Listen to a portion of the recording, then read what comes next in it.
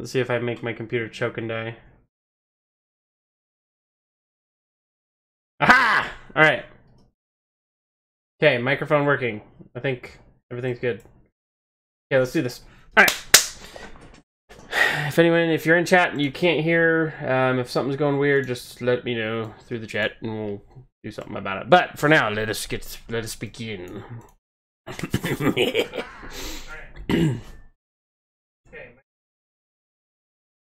Hey. Hey, you.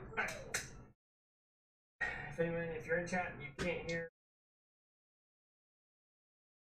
Thank you. I have a hard time talking when I can hear my own voice. Alright. If you must blink, do it now. Pay careful attention to everything you see and hear, no matter how unusual it may seem. And please be warned, if you fidget, if you look away, and if you forget any part of what I tell you, even for an instant, then our band of heroes will surely perish. Is everyone sitting comfortably? Please attend carefully as we begin. Don't look away. Stop listening. Glendon dies. It has been decided.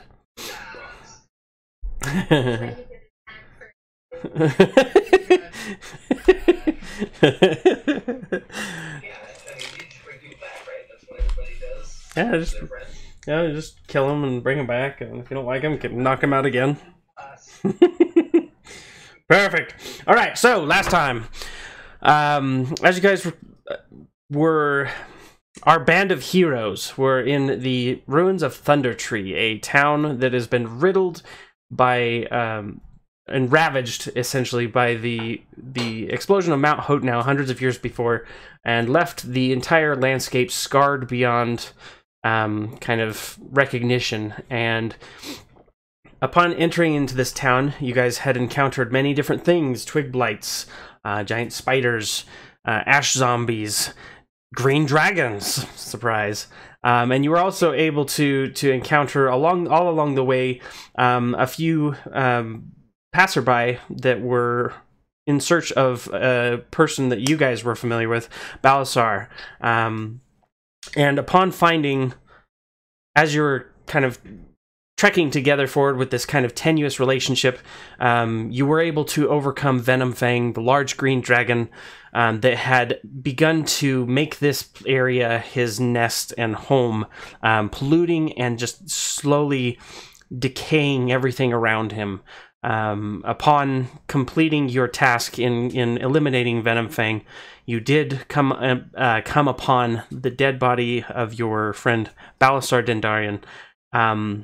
And upon closer inspection, you found that his body was being this blighted substance that was coursing through his veins and through his chest, that he was indeed completely dead, and that someone else was behind the scenes, pulling the strings as a puppet master on the sides.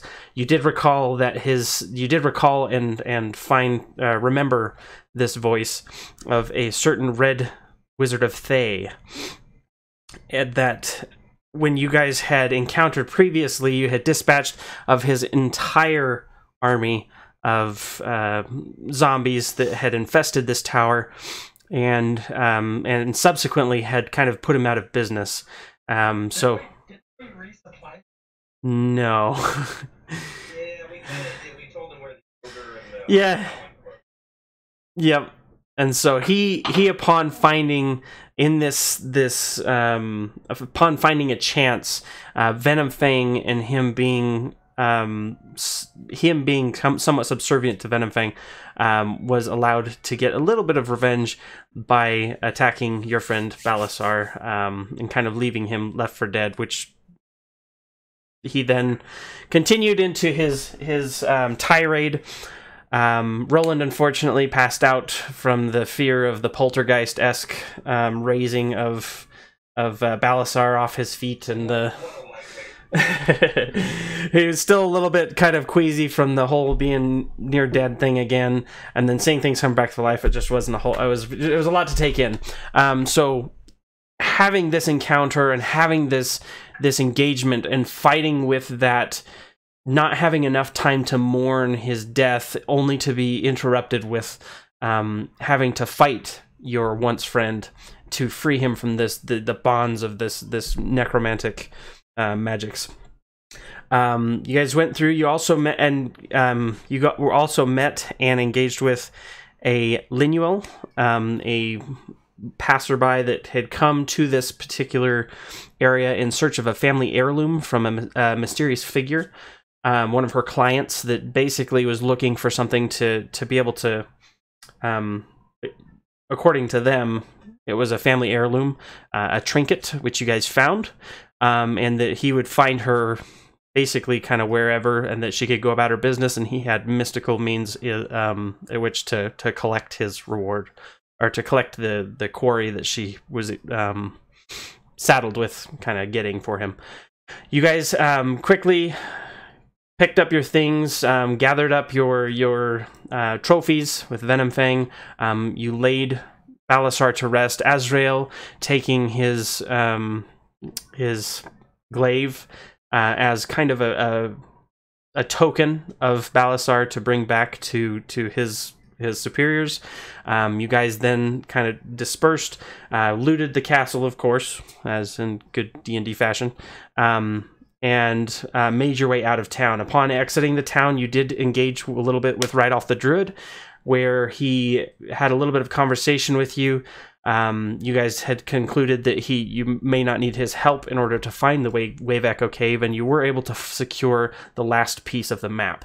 Upon exiting and leaving his presence, he went ahead and transformed. He used a beast shaped into a large owlbear that you guys recognized, and he went to continue kind of eradicating this particular area of the once threats that that could, grow and threaten the local populace. So, leaving that behind, coming up on the city of Phandelver once again, each of you, having had a long rest and been on the road for brevity, having to be able to get back, you did note, however, that on this path, Clandon my brain's in Balasar, Dormorlum, and Roland, each of you all are still feeling the effects of this recursive dream. And Roland, since you had missed that particular piece, Clandon and you have started to have dreams that are a little more in depth, many of which involved the town of Phandalin, and walking around and kind of finding, seeing dark figures and shapes. And this particular, let me get it up here. These are some sexist dreams if it's only affecting them. Right. Curse you! Let's see. Also, I want to point out that not killing Red Wizard is 1 point against, and not killing the Owlbear is 1 or not. Yeah, see? So,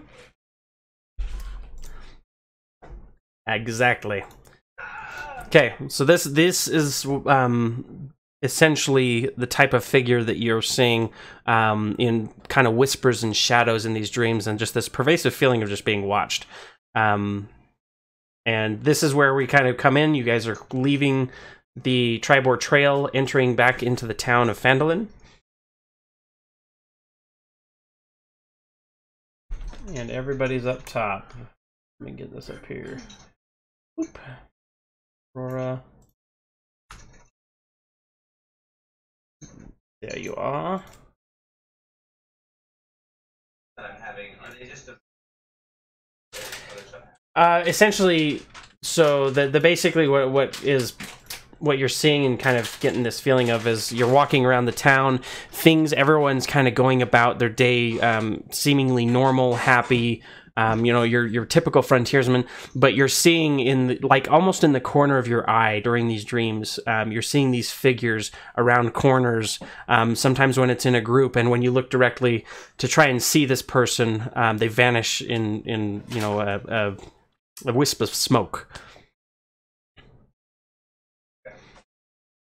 but these are folks that you. They did ask, yes, again, this is also to bring you up to speed. The last time they asked about the nature. We had a new person come, Linuel, basically, she's a rogue, and she's kind of used to dealing with the underbelly of folk in Neverwinter. And she recognized them as that there were some cults that might match that description, but she wasn't sure exactly what cult. So, yeah. So you guys have that, and you're into town. Is there anything I missed? Do we divide that dragon treasure? Yes, we did. There is a bucket here. I passed out before we passed on the No, it's cool. we got their share, right? Yes, you did. So they're essentially what they had last time is there's 800 silver pieces, 4 silver goblets. The only thing that I don't think you got was silver goblet. There's 2 spell scrolls that they identified, and then a rusty battle axe, which was also identified with a really high history check. There was also gold involved with that. Let me make sure. And this, I believe everybody split the 6 ways last time, so... Alright. So it looks like...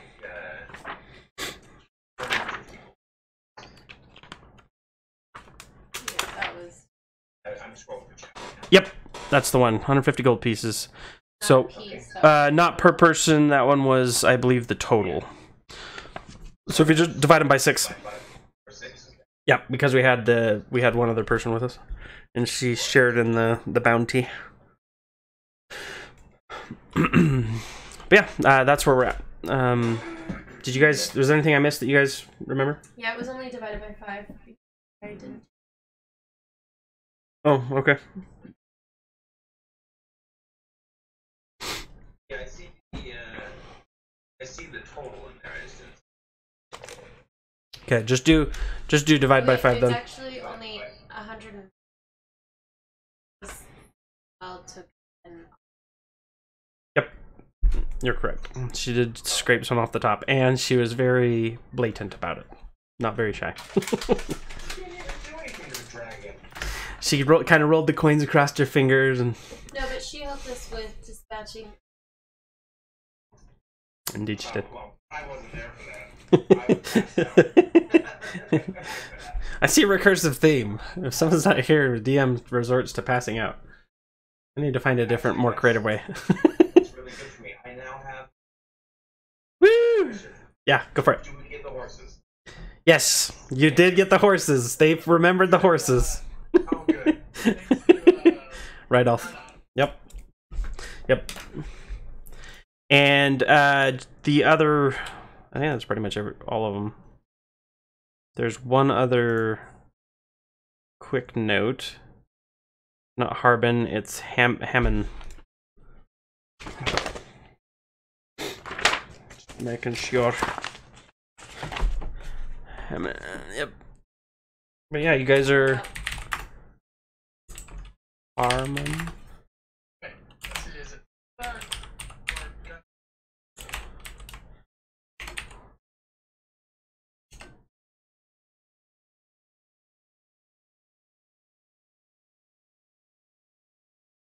Gunman was the one who contracted you to get the map, correct? Yep. That would be the logic. Oh man, all right.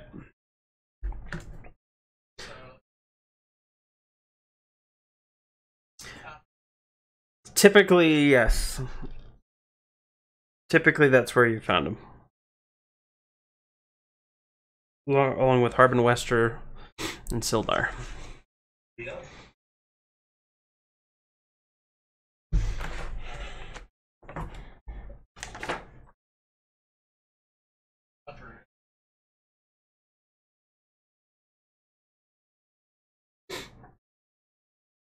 Okay. So you guys go ahead, and at this point in the morning, you're walking in probably about 10 o'clock in the morning.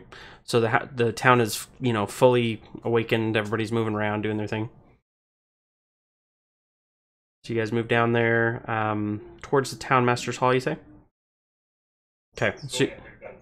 Okay. So upon approaching the town master's hall, you see the familiar double doors, large oaken doors.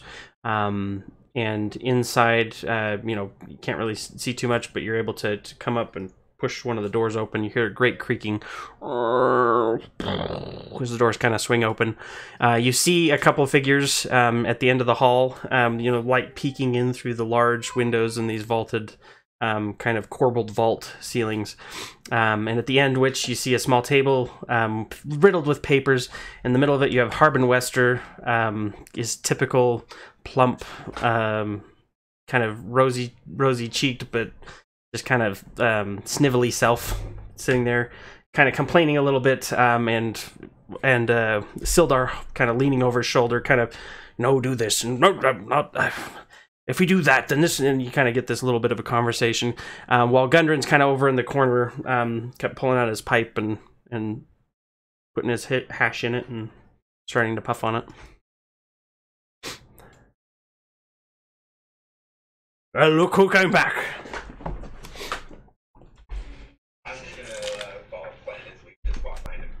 Okay. It's good to see you. Oh, what you have there? And he looks out. Again, you have all the horses with you. And drawn between two of the horses, using some of your rope, you have the dangling head with the lolling tongue of a large green dragon, which is quickly gathering a crowd. Well, we get into a little... I can see that. Hoi! What did you find?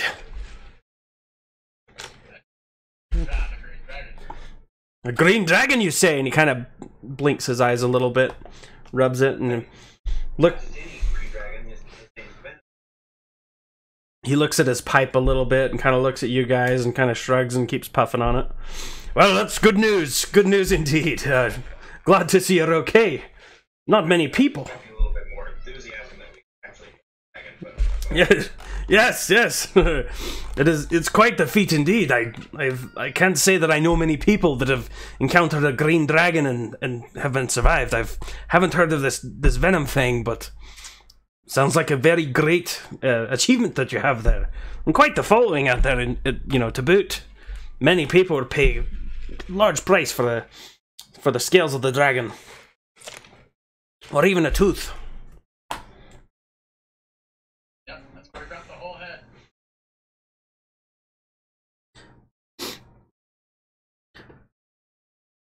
That's not all we found.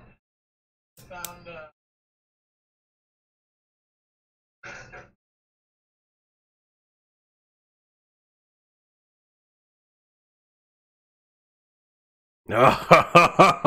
That's good news! Yes! I'm so glad. I cannot tell you. And at this point, you see Harbin and Sildar at this point are just kind of not doing anything. Harbin's mouth is gaping open, looking out the door, seeing this lolling dragon kind of getting a little bit pushed back in his seat, and Sildar kind of leaning forward, smile on his face, and that is good to hear. We've now that we've secured all the map pieces, we can be sure that the future of Phandalin and the future of these townspeople is in good hands.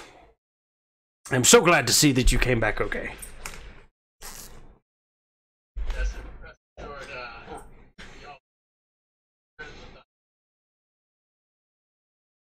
So you were able to find the ruins of Thunder Tree?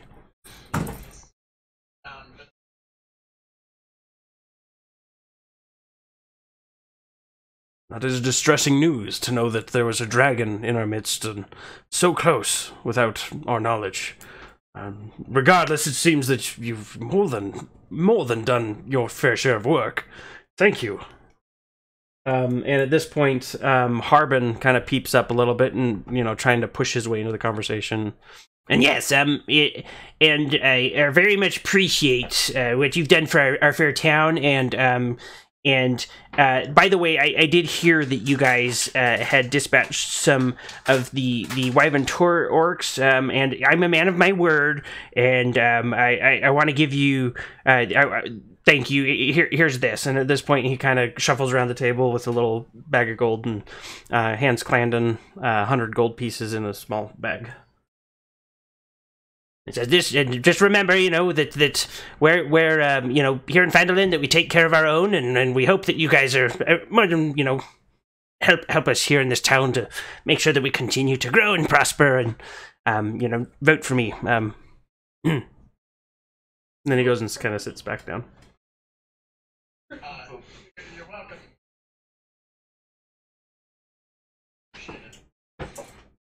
Yes. And then you kind of just see Sildar putting his hand in his forehead a little bit and shaking his head. Yes, indeed. So at this point, he kind of pulls out, looks around, and he says, "Well, do you have anything to attend to at this point? If not, I'm very eager to see this last map piece, so we can start to make our plans." Yes, you have.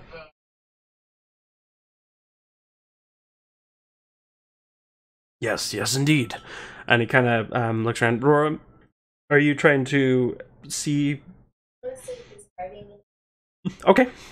Which one? Okay. So with the 20, you're able to basically they're both in kind of the same vicinity. You can definitely get the air off of Harbin Wester, the mayor, that he is way over his head when it comes to this kind of stuff. He's a spineless kind of dude, but he's sincere in his desire to be reelected. And then as for Sildar, again, you get that same sense that he is genuinely interested in bringing law and order and anything in this vicinity. You know, basically the town of Phandalin is kind of like his project. That's his. You get the sense that he is very much invested in this town becoming successful, and he does it very earnestly and very forthright. He's not. You don't get the sense that he's hiding anything from you. So at that, I look over towards Sildar to catch his eye. Well, gentlemen, excuse me. Gundren, would you like to join us? Aye, that I would. Seeing as it's my map.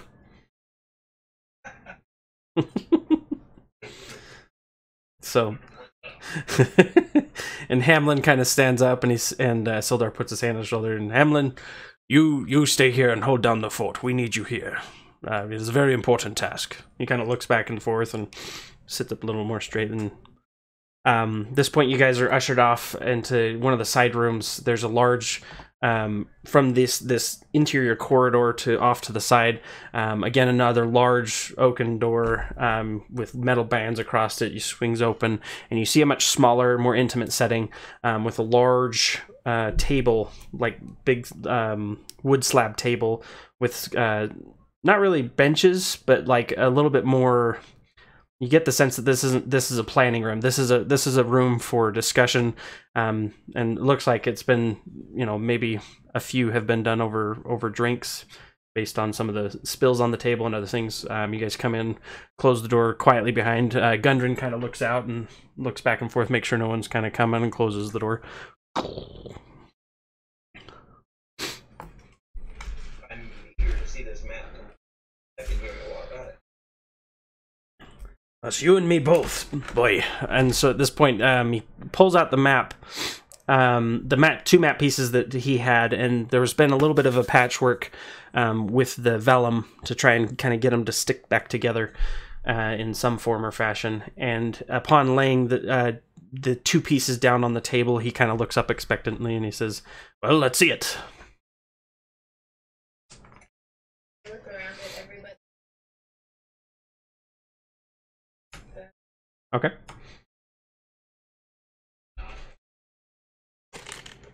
I trust everybody. I'm just all smile. Okay.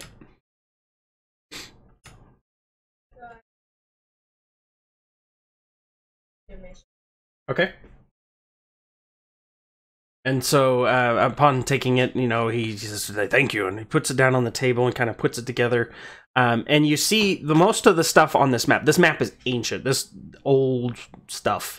And a lot of the scrawling and the work, the writing that has been kind of put into it. You might... I'm trying to think. What's everybody's... languages?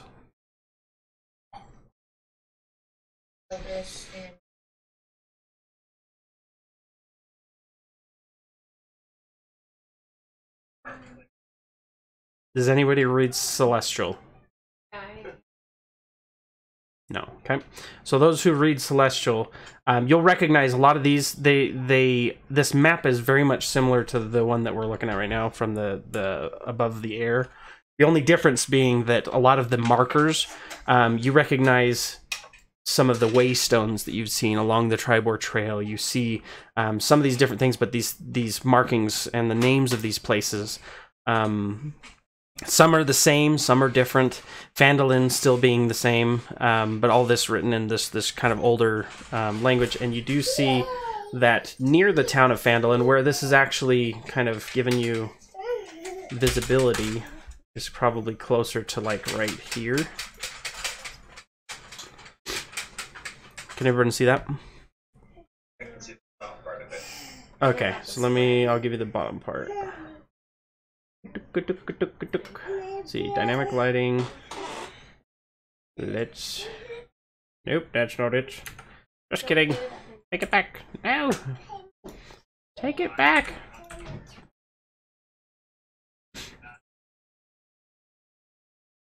Yeah, I don't know anything fancy. Still like, there. Yeah, it's kind of like the Fae or... Language of nature. Yep. Very fair. So, I'm having a really derp moment all of a sudden, and I can't remember how to make this reveal. Dynamic lighting. Dynamic... Alright, well, you guys are pretty much kind of seeing a lot of this, so I'm just gonna turn all of it off on this one, so... Here we go, because Preston's having a derp moment. Derp-a-derp. Right? Side quest! Fog of War is disabled. Okay, there we go. Oh, right there. Right? So you guys recognize these areas, some of the different things, Phandalin being one of them, and you do find that very near, not too far from Phandalin itself, is the Wave Echo Cave. Directly east through some of the hills into the foothills and where it gets kind of like rocky crags of the mountains, somewhere in this vicinity, you see on this map, laid out on this table, as this kind of like chill, as the hairs on the back of your neck start to just kind of, you know, the elation and the excitement is just palpable with Gundren barely able to stay in his seat.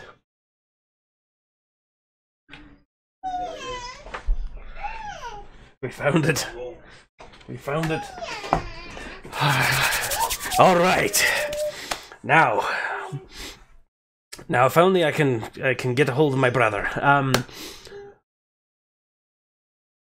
With everything that's going on, I think that we've left Phandalin in a very good place, and I think that what we should be working towards is securing the Wave Echo Cave. Now that we know where it's at, it's very dangerous that we have this information. No one in this room speaks of this to anyone else.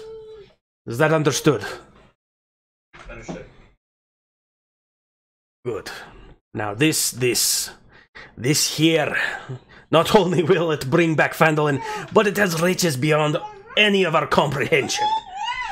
This cave single-handedly, at one point, housed the most wonderful items, including the Spellforge. Okay.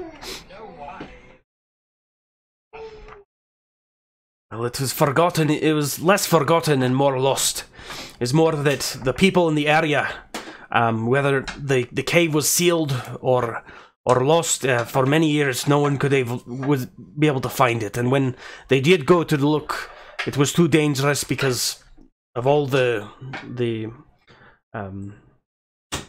different animal aberrations, fiends. You know, people of every kind are attracted, both good and evil, to this place, and it's very dangerous to trespass where such great magics once were held.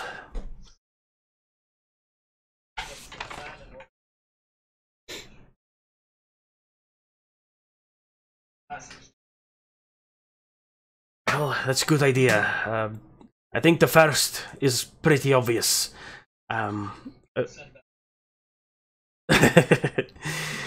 Well, yes, I was hoping that you might be interested, and if you are willing to help me with this, I'd be willing to give you 10% of what comes out of that cave. Very generous. It was true, that's... Indeed. But I do owe you my life, and this town owes you their lives as well. I think it's a small recompense for something so... something that... a larger... it's better to have a smaller piece of the pie than to have no pie at all, if you get my meaning. He kind of taps his nose a little bit. Well, I have go see the spell forge firsthand, so I'm in.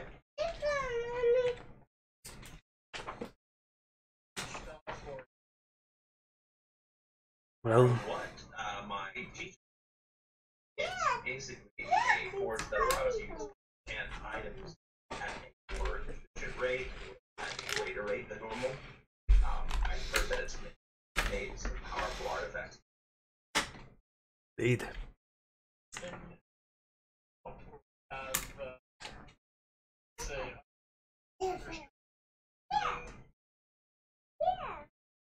So when you say unrestricted access, you mean to the spell forge? I think we could probably work something out. I would be very cautious not to exploit it. I would be cautious not to exploit it simply because it's very dangerous to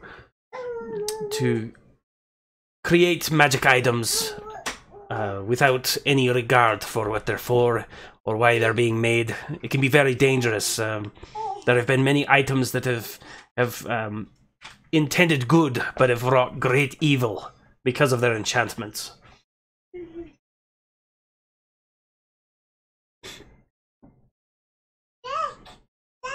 Well, so what is so special about this cave? Is it on like a special spot, or was it enchanted by someone? What makes it So Sildar at this point kind of pipes up and he says, well, in many manuscripts you will find that this spellforge is mentioned in many places. There have been many items that have come from here that have been legendary and have turned the tides of war single-handedly. Many vied for its power, and for a long time it was a source of prosperity for this area. That both elves, dwarves, gnomes, people of all creeds and colors were able to come together and be able to make just wondrous items that otherwise one particular race may not have been able to achieve by themselves.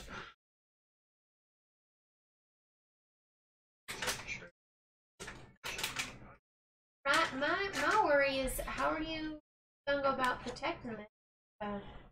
We're controlling it. Exactly. And you can see exactly why we are so concerned about other people knowing or having access to this freely. At that kind of notion of destroying an artifact of that size, Gundren kind of says, we will not be destroying the spell force, even if we had enough power to be able to do such a thing.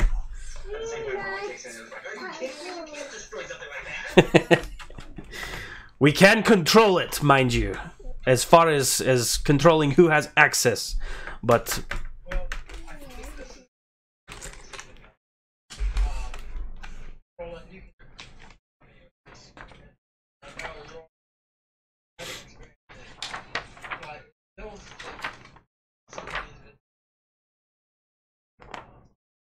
And it, having a strange dream.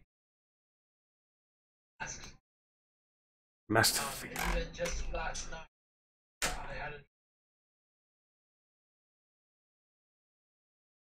out to him. That's why we hurried back as because I had to work for I too have been feeling that easy thing. Has there been anything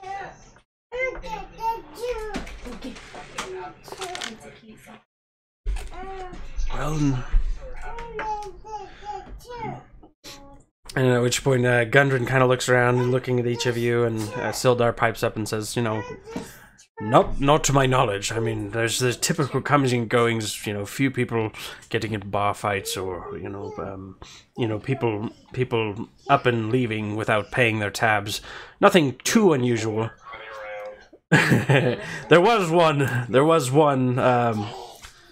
report of a unruly dwarf in the inn, but it seems all is settled from that. But now that you say that, I do recall there were some reports of a few people falling ill with a fever.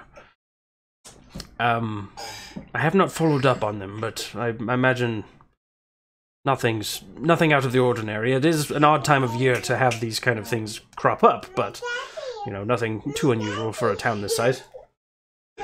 Somebody lead me to them. I suppose, yeah. I look at Clan and I'll say, you know, I'll check it out if it's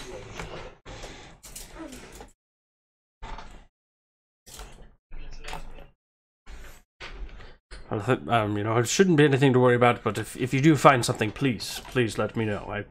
Go ahead. I also was going to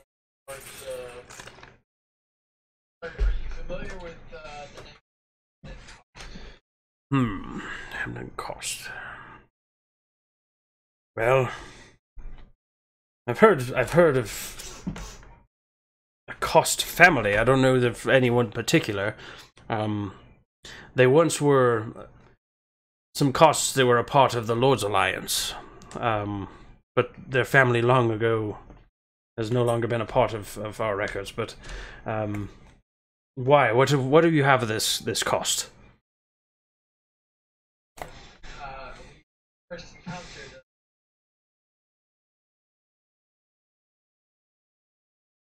They all will.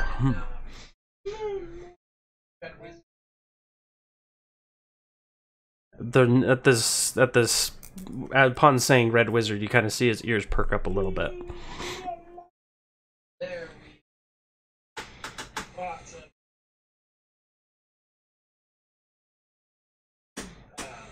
Zombies. nuts.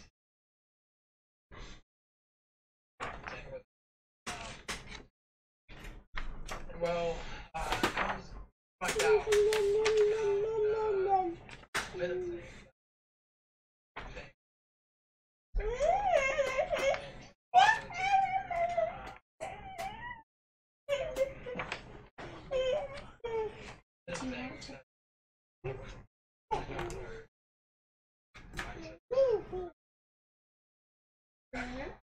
Oh. My condolences. And he put his hand in his chest.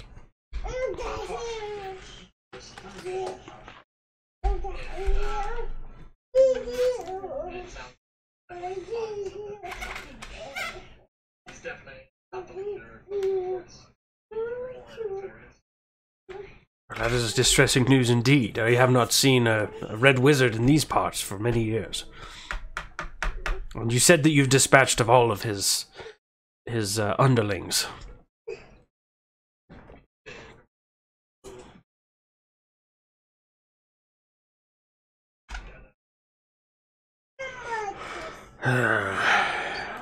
Right. And so at this point, he kind of gets a fur on his brow. He says, "Well, we cannot battle over things we cannot change, but we will redouble the guard on the border to make sure that, you know, anyone passing in these areas, we will know about them. And we'll also advise miners to avoid the Hourwell area if possible, to avoid any incidents that we do not want to have in this area. So, I don't think you'll be there any longer, but it's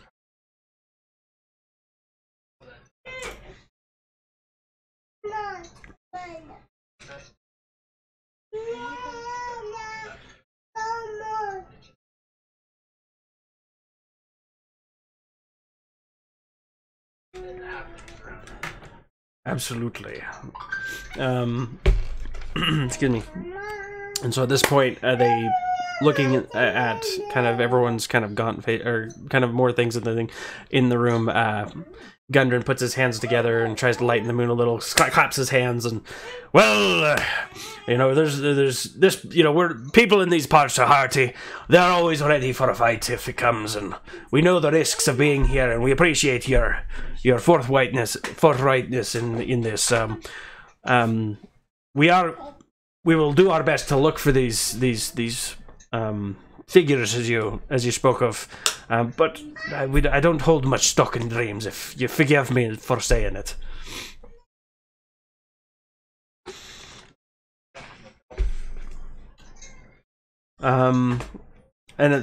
So getting the room together, you kind of see the room itself again seems pretty quiet. You do hear the approach of footfall outside the door, and then a at this. So you hear a knocking at the door. Turn and look at the door, and then Not that I know. Yes, who is it? Sildar pops up. Yep, go ahead, and Gundren goes ahead and he rolls up the map and takes the last piece, kind of slides it inside. Yeah, puts it in the little tube. Thunk. You may enter. Upon which you kind of see the door open a little bit. A little page boy pops his head in. Yes, excuse me, sir. You told me to let you know if anyone else had fallen ill. It seems like Miss Halia may have taken a little bit of the illness that you spoke of. She would like to see you. And he kind of looks at the rest of the room and he says, "Well, cannot be helped. Is there anything else I can do for you?" And Gundren says, "If when you're ready, I'll be ready to leave by dawn tomorrow. If you're going to come with me." The best place, I believe, is going to you're staying at the inn, are you not? Then I'll meet you at the inn tomorrow morning with some provisions, and we'll be ready to go. And at which point, Sildar and Gundren kind of get up and kind of gives their look of, "You may be dismissed," if you will. You say that it was Halia that was sick? I believe yes. Halia Thornton is who you would. He is shocked. Yep. Fenelon Miners Exchange. Yeah. Yep. She's the tight-haired businesswoman that was just really. Yeah. Well, no better place for me to start than check out these. Perfect. I think it's best to limit exposure. You all go grab supplies, and I'll meet you at the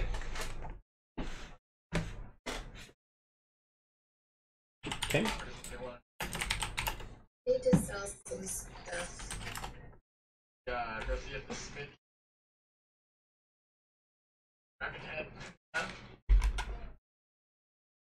yeah, you could ask him. Yeah. Pressure.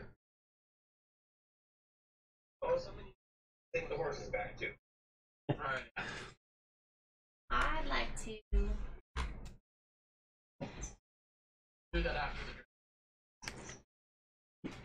Sorry, go ahead. Oh, I was looking for.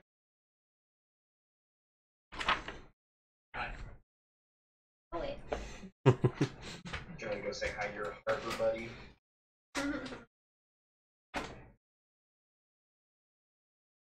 Right now, well, obviously. I mean, yeah.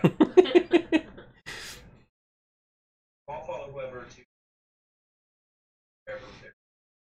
Okay, so as you guys are leaving, he kind of Sildar is kind of saying goodbye to both each of you.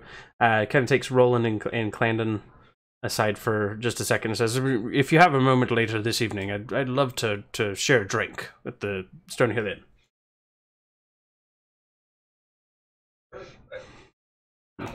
Safety in your travels, my friend. Any typical kind of soldier bowing out, and he kind of marches down the hallway.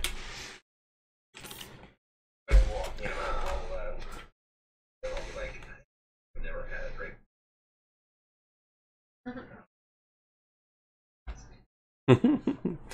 Okay, so first on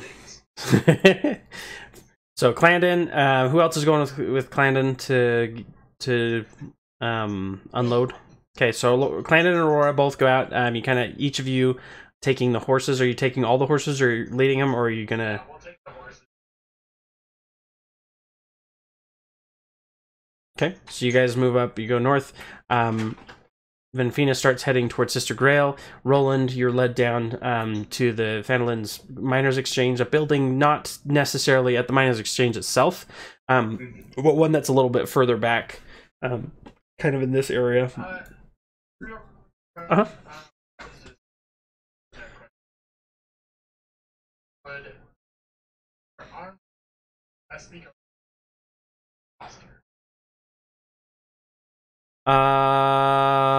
Roll me a... Not really a streetwise check. What would that be? Roll me a wisdom check.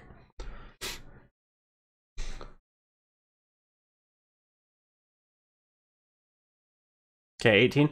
So, so you figure the coster, Line Shield Coster, is more of a merchant, someone who sells the wares more than actually in-house would actually create something. You get the sense that they would be able to send something off and have some other craftsmen do it. The smithy itself, you get the sense that they're typically, the last couple times you've gone to this area, that they deal in your more traditional wares. A lot of it's more what's the word? Not industrial. Utilitarian, like axe heads and horseshoes and things like that. But that's basically, between the two of them, that's kind of your summation of how both of them kind of worked. So we're going to start with Roland. Roland, you're kind of walking down to the south past the coster. You see the branch in the road, and kind of looking both ways. Go ahead and roll me a... I don't know that you've been to Halia's home, but you know where her office is. So I guess you would... What would you have done? I'm just following the person that came in to give the information. Okay, perfect. So you come running down. This little kid, again, a little page boy, leads you down. You see a familiar face of a small gnome kind of wink at you, and kind of with a flourish of his hand. There's some little dancing lights.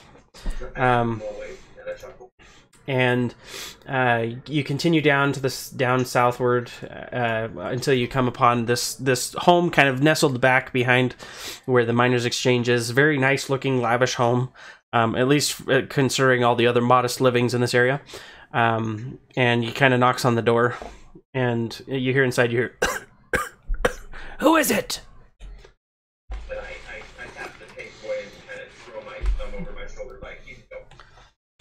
He kind of looks up at you, kind of expectantly. I look down at him, and then I go, "It's Roland," and I just turn away from the kid. Okay. And so he goes, and then he goes kind of plodding down the street back up to the whatever. He says, "Yes, who is it?"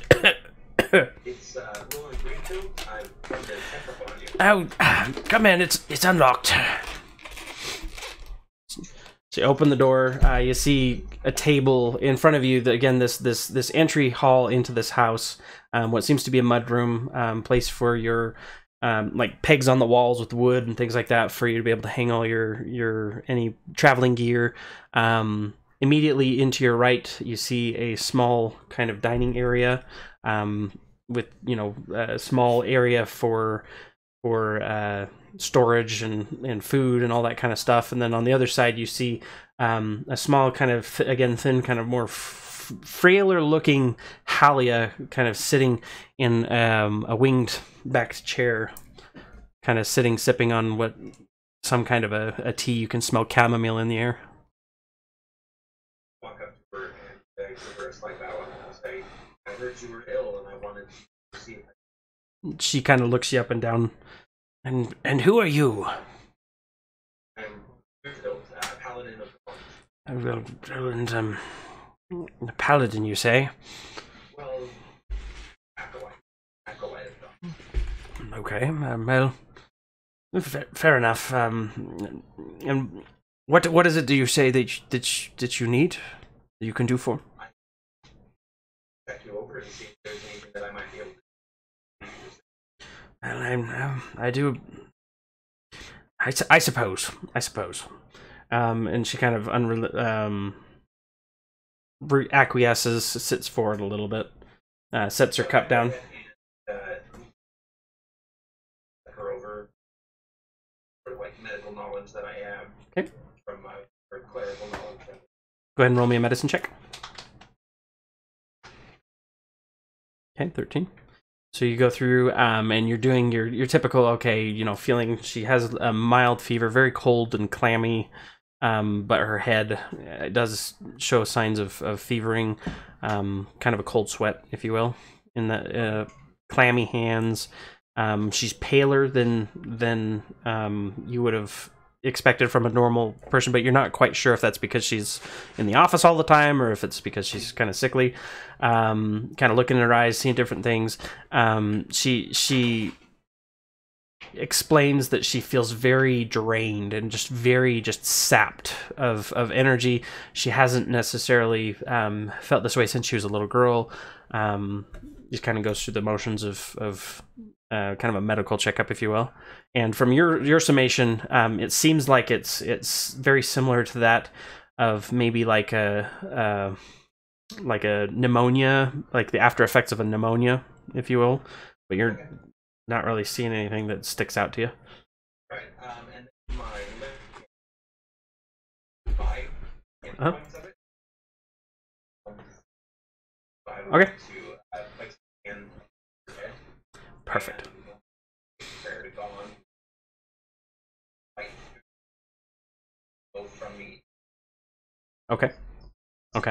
So you lay your hand on and you feel that warmth and that energy as it kind of flows through you, and it doesn't have the impact that you would have expected, because this is specific to diseases, correct? And conditions.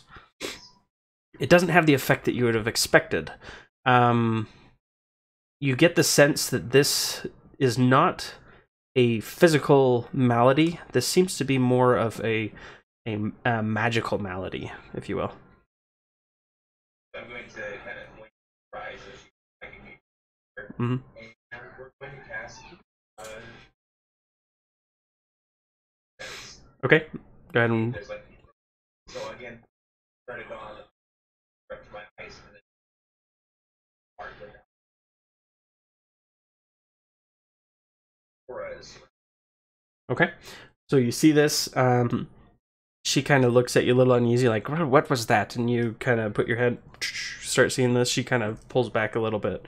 And you do see in the room, there's a familiar kind of darkness. Like, it's hard to explain. It's like almost like grease on a mirror, if you will. Like, typically you'll see in varying degrees of evil in the world, but this particular one, it's almost like an oily taint on the top of water, that just seems to encompass this whole her living quarters and what's seeming to be everywhere where she's kind of been shuffling about. And then I'll cast spell for still last. Okay. And I'll say, I give blessing. Thank you. I'm not sure it helped, but it means a lot that someone would come and check in on me. Thank you. And Yeah. absolutely, and please close the door on your way out. So as you No. okay, so you go ahead and leave and close the door. At this point, Aurora and Clandon kind of going up north with the clopping hooves. Where do you guys end up settling on to take this? Okay, so you take it to the smithy, and you hear, again, a large blacksmith standing there. You know, ting, ting, ting. He looks up from what he's working on. Well, hello there. Hey, how are you? Well, I'm quite good, and so this is what everyone in town has been talking about. A dragon! My goodness! It's really good. May I? And he kind of puts his thing down. He's got black soot all over his face and fingers, big sausage fingers. Kind of tries to dust it off, and he says, "May I have a look? I've never seen a dragon before." He's kind of grabbing the dragon and pulling different things, pulling the lips up. He's like, kind of gets a little too close, takes a whiff, and looking at the eyeballs. And where did you come by such a magnificent creature? I turn and look at Clandon.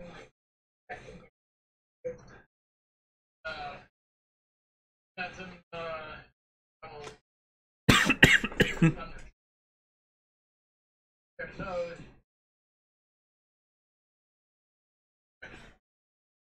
Well, that's he looks very, very formidable indeed, and kind of touching his finger to the mouth and everything else, just completely just schoolboy with this.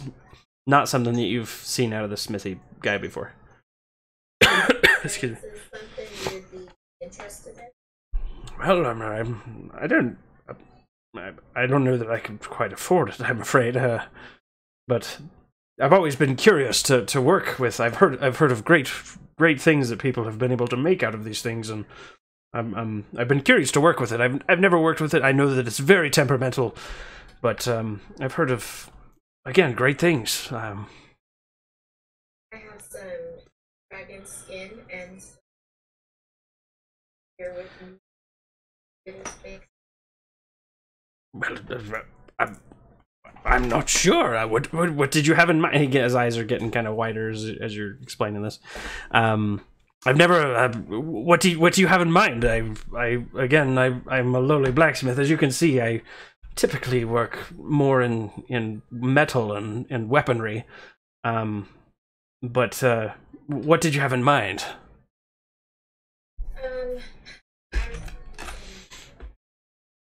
Armor, you say?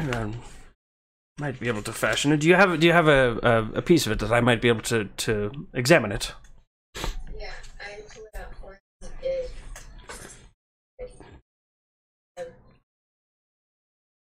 It's Okay. And he's poring over it, looking at it, and well, it's starting to have some trouble. You probably want to get this tanned sooner than later if we're going to work with it, before it begins to decay any further. But I might be able to do something for you. I'm not sure. This could be all consuming. I want to do it right. If I was to work with this, I can give you a discount because this is my first working with this material. What do you say about 50 gold pieces for a matching suit of armor? Dragon leather skin armor. okay. Close that out. All right. And what do you plan on doing with this large maw? well, hoping To sell it? I'm afraid, again, I don't have much use for it, other than it would make a very pretty, you know, wall adornment. Let me see if I can find some people. I sometimes have some eccentric buyers. I can let you know if I find someone. In the meantime, you probably want to have somebody properly clean it and keep it from decaying. Well, I don't know of anyone here, but you might be able to find someone in the miners' exchange that may deal in these sort of trades. But here in town, I don't know that we've had a taxidermist in some time.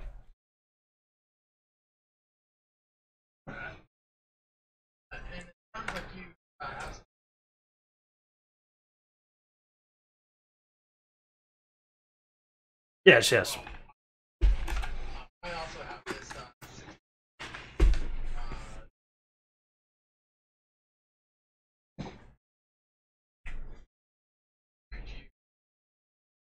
Not quite sure.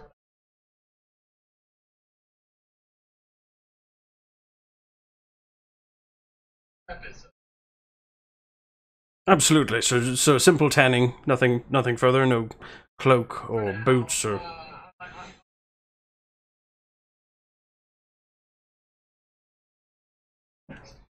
Fair enough. Well, with something like that, I could definitely take.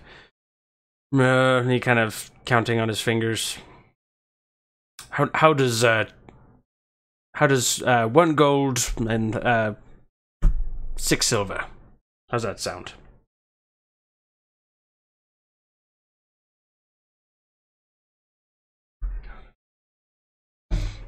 Perfect. And I've got a nice vat of mule urine I can use to tan these. Okay. I'll stop by.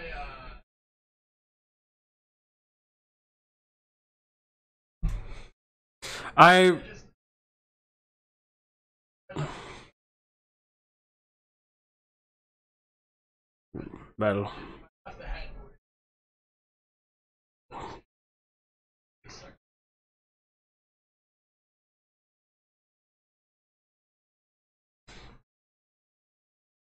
Oh, sure. Sure, I don't know what they would charge. I won't charge you anything for that. That will bring me enough business hanging this on the wall.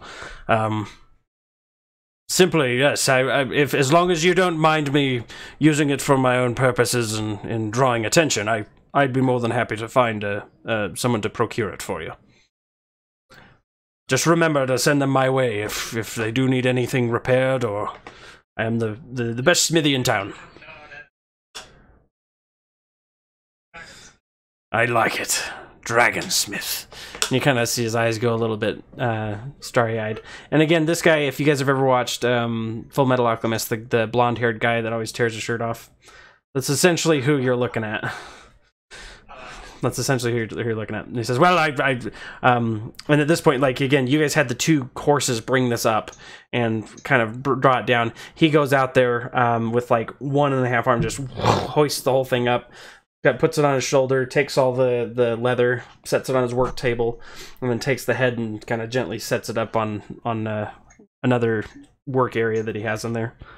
Being careful not to get too much gushy, oozy blood on things.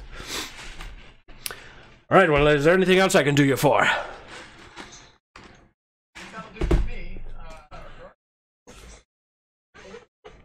Well, and at this point, he basically just takes a little bit of time, taking some measurements, finding out, you know, inseams and everything else to try and get this best fit. And he says, all right, I think I have what I need. And again, you know, stop by any time. I'd be more than happy to help those that I know that you guys have done much for this town, and we very much appreciate it. I want you to know that.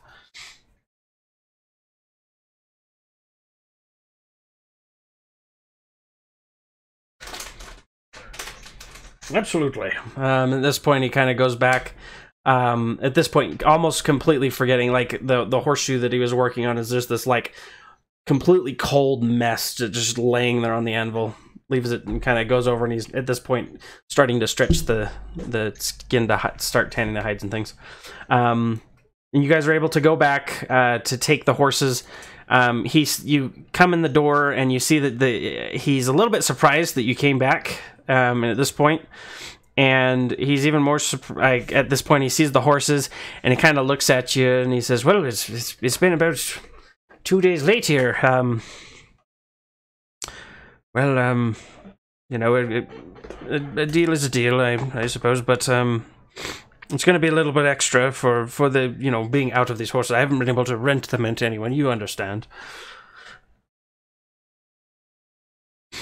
And so that will be 30 silver, please. Like it landed.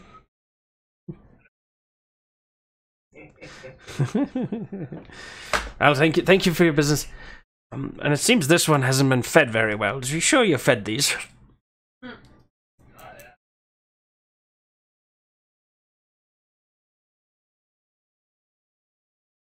The horse snorts at you and kind of turns its head away. Good enough. Thank you again. If you need anything, just let me know. And he goes ahead and you guys are ushered outside. The horses are kind of led to the stable boys. Stable boys start putting feed bags on them, taking all the different stuff on them. Horses. Our stuff off the horses. Yes, you would have gotten your pack stuff off of it. Basically, any of the things that you guys use to transport things with. Where did we go last time to buy those? Sister Grail, yes. Okay, I'm gonna head over there Okay, so you head over to Sister Grail. So at this point, camera pans out, pans back in. It's Vinfina. She's approaching the Sister Grail's home. This is Lord. Now, when I was walking along the way, I observed anyone in the street of interest. Roll me a perception check, which for you I know is ridiculously high.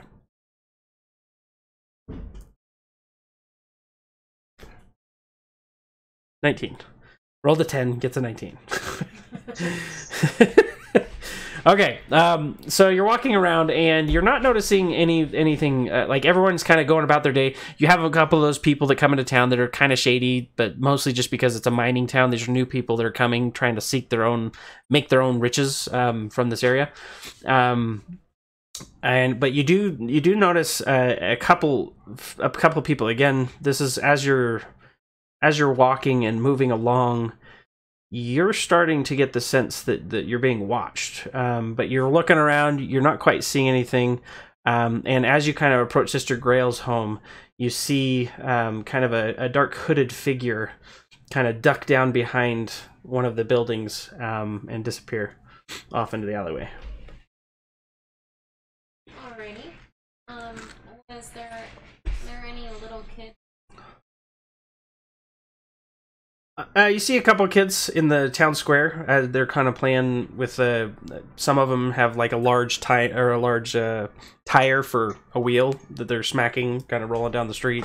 Some other kids that are playing some kind of a push game. You see one or two that look a little bit haggard or less, just dirty, just little boys that are just kind of sitting by the wayside. They look like maybe they're hungry, but no one that's like in dire need of help. Nobody's just lonely or sitting around. Sure. Some of the boys, the two boys that are sitting kind of the side watching the other kids play, they're not really talking to each other, but they just kind of they're not as jocund or joyous as the rest of the crowd seems to be. And they're just sitting over by Sister Grail's house. But closer to the Shrine of Luck than her house, but yes. Okay. Well, I'm gonna go. Okay. So you knock on the door and That's crazy. these are large. I'm just most of the doors in these towns, at least the newer doors, most of them are pretty thick. They're not like the town hall doors, but they're relatively large, so you got to rap on them pretty hard to make a noise. And you hear, hey, yes, one moment, please. You hear the You hear the door open. You see standing there, Sister Grail. Oh, Vinfina! Vinfina, hello! It's been such a long time. I was starting to become afraid. Come in, come in. Well, thanks. I actually wanted to just, about the, visit in the Shrine of Luck and have a little chat with you. Oh yes, absolutely. Hold on. Let me get my shoes on. So at this point, she kind of closes the door a little bit. Kind of you hear her go back upstairs and come back down a little bit more, like with more like thicker leather boots on the stairs. And she kind of comes downstairs, steps out, opens the door. Says, "Which would you like to talk about?" At this point, she kind of takes you by in the nook of your arm and kind of puts her hand on yours as she's kind of walking along. Don't have things. Well, they've been pretty quiet, but we've had a few people here and there fall ill, but nothing that a good chamomile tea can't cure. As far as the town, we haven't had seemingly any repercussions from our last run-in with the red brands, and she kind of winks at you. It's been relatively quiet, really. You guys have really turned this town around from kind of being more rough and raucous to much more full of law and order. Well, that very nasty. And I keep hearing about this illness that's fallen on the town. Is it something that people have recovered from, or is it something? Yes, as far as I can tell, it's been something. Everything that people have been when they have fallen ill, they've seemed to recover relatively quickly. But each of them has very similar symptoms. They're typically a cold sweat, typically feel very, very fragile, very tired, almost as if they just hadn't slept for many days. It's very perplexing, but most everyone is able to perk up, and it hasn't been a huge, large problem. No one has died from it. Thank Timora. Oh, good. All right, and I also not a well, right? Is it just like you place a coin on it? This one is more of like you have like kind of an amphitheater of rocks, if you will, like that's around it, and an altar in the middle. Yeah, and the altar itself has a small. It's not like a well, but there's a small pool at the top that's typically filled with water. And again, you have the symbol of Timora, kind of engraved into the stonework on the back. All right. Well. Coin for each place them. Okay, roll me a religion check, please. At which point, during this point in the conversation, you hear Aurora coming around the corner. Okay, so you put the coins in, no problem. And then you just, Sister Grail, Timora bless you. Oh, Aurora, it's good to see you. Glad to see you all made it back. Yes, good to be back. I'm just dandy. I'm glad that everyone's doing well. I'm doing much better than the other night. That's for sure. How's Roland? Well, we're trying to bring Roland back. It just takes a little bit out of you. Leaves you a little tired.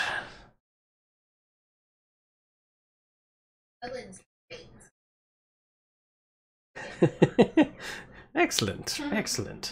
Well, now, how's the rest? I haven't seen your dwarf friend or your dragon friend in a while.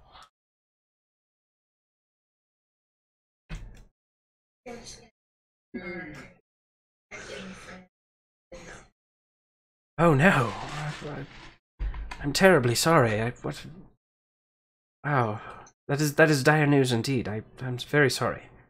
And she kind of, her usual sunny demeanor is a little bit cloudy. Yes. But I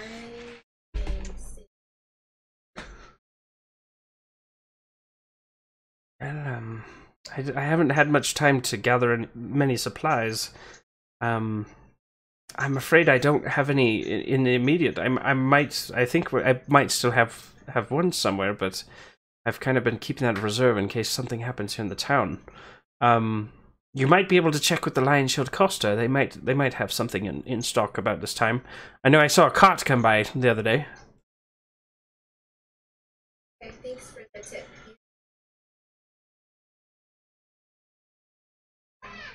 Absolutely, and understand. Please understand. You know, I'd do anything to keep you safe, but I also, as a harper, to keep this town safe as well.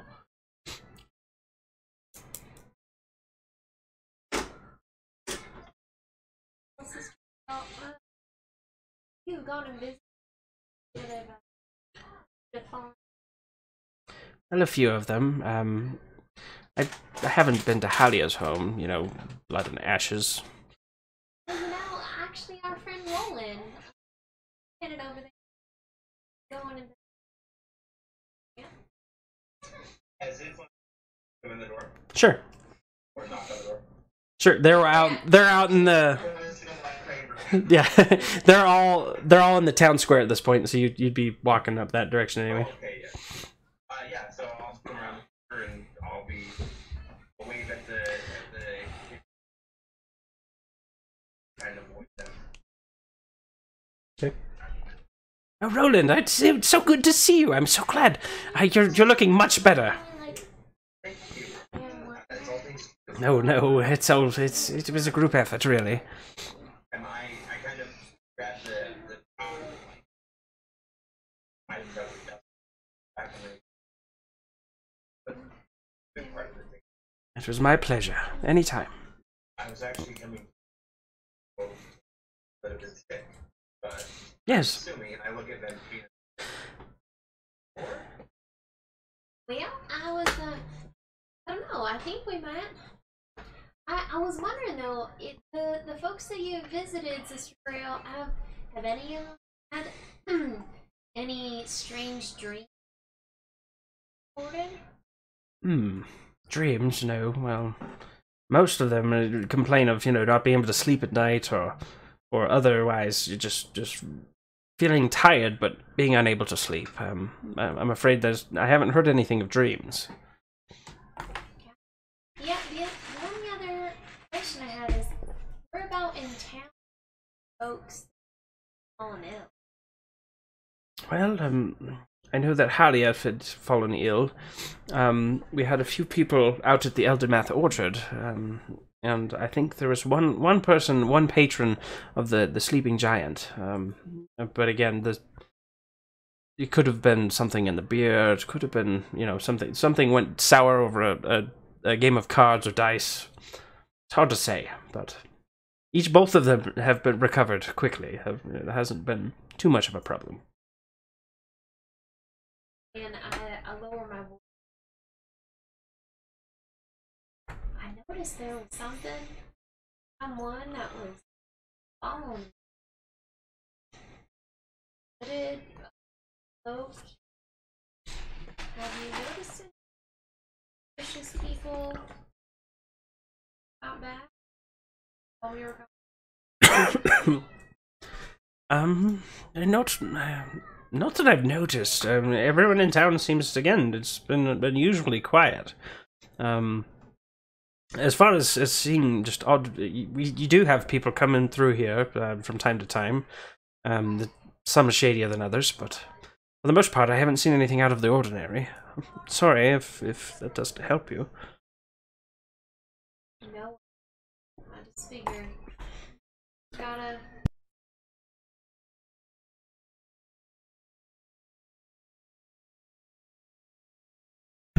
Yes, indeed. It seems the dog has something lurking out of it. Oh man, Bastion. Dude, get out of here. Ah! What did you eat? He was eating a pencil earlier. I'm sitting here and I'm like, was that me? I'm not sure. And then oh my gosh. I can taste it. Nasty. All right. Sorry for that. The sleeping giant is just down this way, and she kind of points at this point straight to the west of you, and she says, "Just go down past the Stonehill Inn. Go down. If you get to the manor, the large manor on the hill, you've gone too far. It's on your left. You can't miss it. Listen for the raucous laughter and loud music." Right. And I'm gonna head down that way because I want to investigate this person that. Okay. Yes. All right, Roland. Well, I'll later. Where were we all getting together at the? Oh, the Stone Hill. That's where we're headed, not the Sleeping Yeah, I'll Giant. see you at the Stonehill tonight. Alrighty. Yep. Stonehill Inn is where you're at. Yep. And then I'd just like to stay with Mr. Grill and Okay. just stay there for a while, kind of observing the children at play as well as any just characters. And if the boys continue to out of play, then I'd like to approach them. Okay. So in the meantime, you have you and Sister Grail and Aurora all just kind of have this pleasant kind of talk. Again, you find a small hedgerow to sit on near the Shrine of Luck, be able to kind of soak in the day, and you keep one eye on these boys. And at that point, we kind of pull back, and then we'll come back to that. So the pans over, shows Roland kind of trotting down the street. So,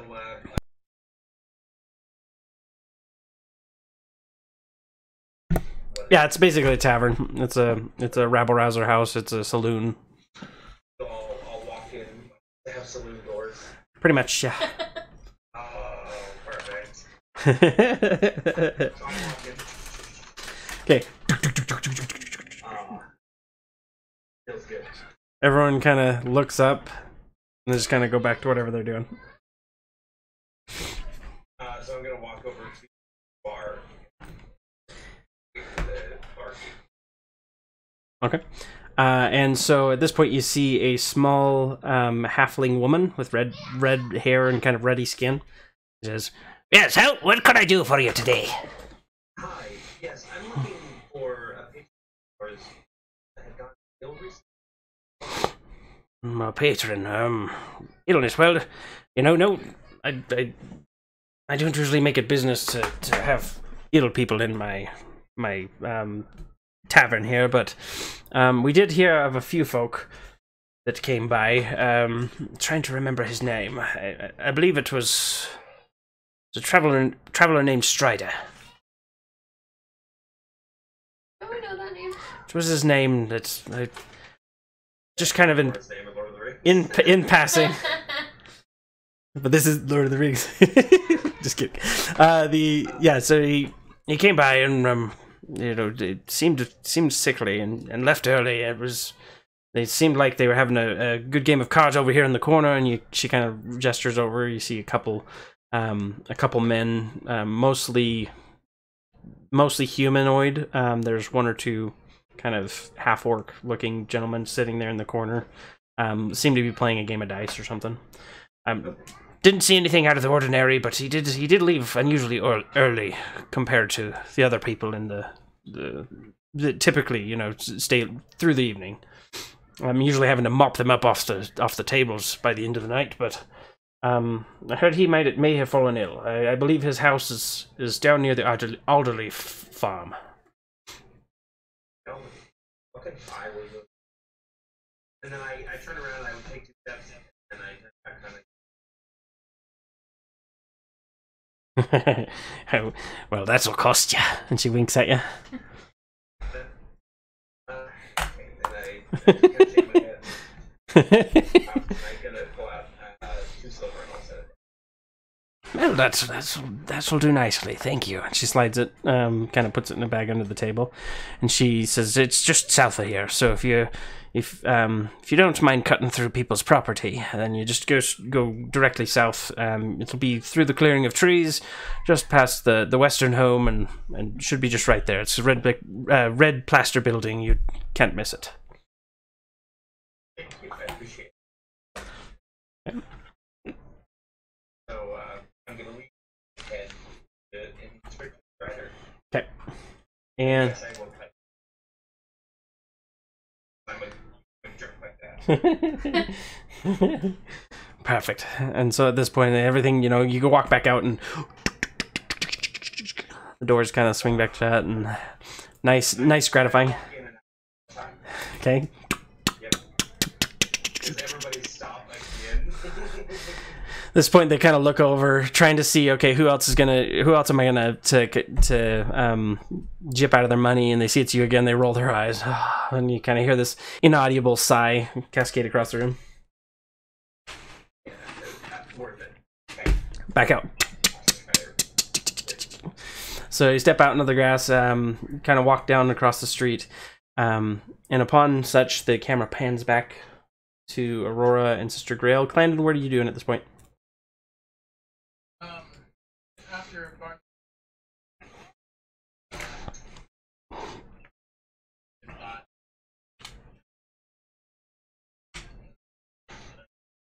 Okay. Alright. And that would be, let's see, so you're just for the north, so you'd be walking past. Okay. Then Venfina and Aurora, you guys are talking. Venfina, the two boys did just kind of sit by the wayside. Again, just kind of watching all the other kids play, just not really engaging. Gotcha. Alright, I go up to. I say, Skrill, what do you know about those two boys? Well, those two boys. Well, that one, his mother died last year, and his father has been working in the mines, so he doesn't typically have much to do around town. Little Tomness and Tomness, Mr. Tomness. And the other boy there, little Danny, he doesn't speak much. He's just, I've tried to get him to talk from time to time, but he seems content just watching. But the two of them usually aren't hanging around one another. They're, well, good boys overall. Haven't had any trouble with them.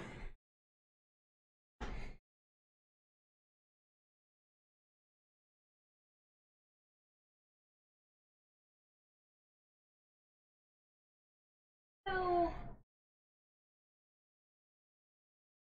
Well, I wish you luck. They're a hard nut to crack. And Aurora, you staying?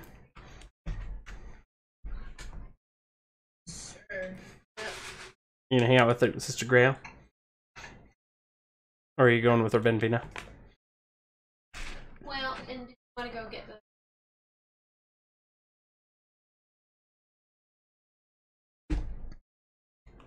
Potions? Coster? Line it's Shield just Coster. Right there. It's super close. Yeah, you guys know her.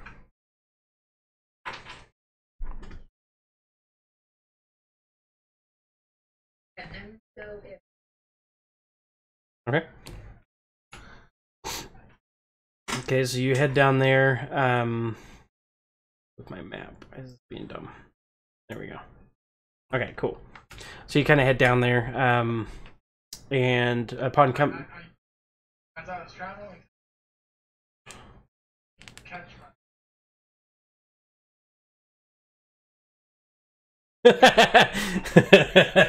I see myself in a mirror.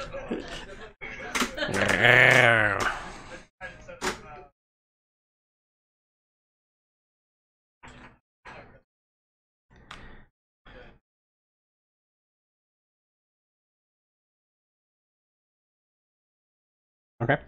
So you run up, you catch up with Aurora. You see Venfina kind of breaking off towards some young boys closer to the Shrine of Luck in front of Sister Grail's house. So you're saying you're going with Aurora? Okay. Alright, so you kind of catch up with Aurora. You guys. You heading to the island?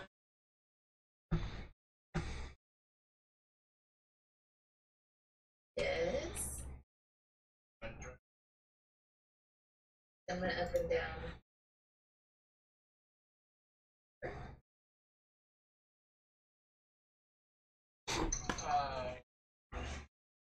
And Lenny. I don't know how to say the line. Lenny. Len. Lynn sounds good. She runs The shopkeeper. I thought at first you Then Vina. Nice try. Not right. Perfect. You guys, right now, just so you guys get a sense of the daytime, right now we're creeping into probably 3, 4 in the afternoon.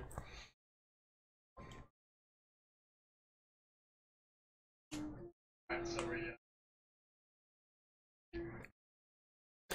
Okay, so you guys go ahead and you approach the door. You hear a couple of different people inside. As you kind of not pull on the door, you hear the familiar tingle of the lion shield bell as you open the door. You see in the back, Lynn. She says, "I'll be with you one moment, please." And she's talking with like 3 or 4 other people at the moment in the town. And as that's happening, we pan out and come up to Venfina. Venfina, you're approaching the little boy again. Just looks dirty. The 2 of them just kind of sitting, watching the other kids. One of them, his hair's a little more overgrown, unkept. The other boy seems to be a little bit, a lot more. His hair's shaved a lot shorter towards his head. And just kind of he just has a look of just, he doesn't make eye contact with any one person. He just kind of looks around. Are sort of sitting by each other. Yeah, they're sitting by each other. Not next to each other, but they're kind of in the same vicinity. Well, I approach. Okay. Upon seeing your shadow approach, he kind of pulls his head down and looks kind of deeper within himself.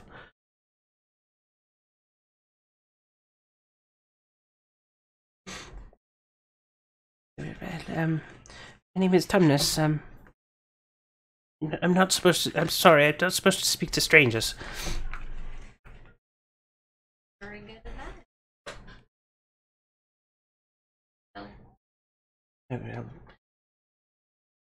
They're all rude to me, and they don't quite let me play. That guy over there, he likes to push me down. Scraped my knee 3 times last week. There's a larger, kind of burlier boy. Not really. He looks about a little bit older, maybe, than the rest of the kids that they're playing with. You see that they're just kind of playing catch with some form of dirt clod or something. Not really sure.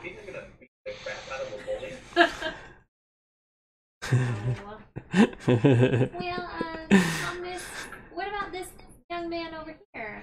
His name. Haven't played with him before? Well, no, he's very quiet. But sometimes I'll see him playing in the fields or, talking to himself. He kind of looks over at him and kind of leans towards you and cups his hands in a sense, like a kid that's 7 or 8 years old, thinking he's quiet, and he's really weird. Hey,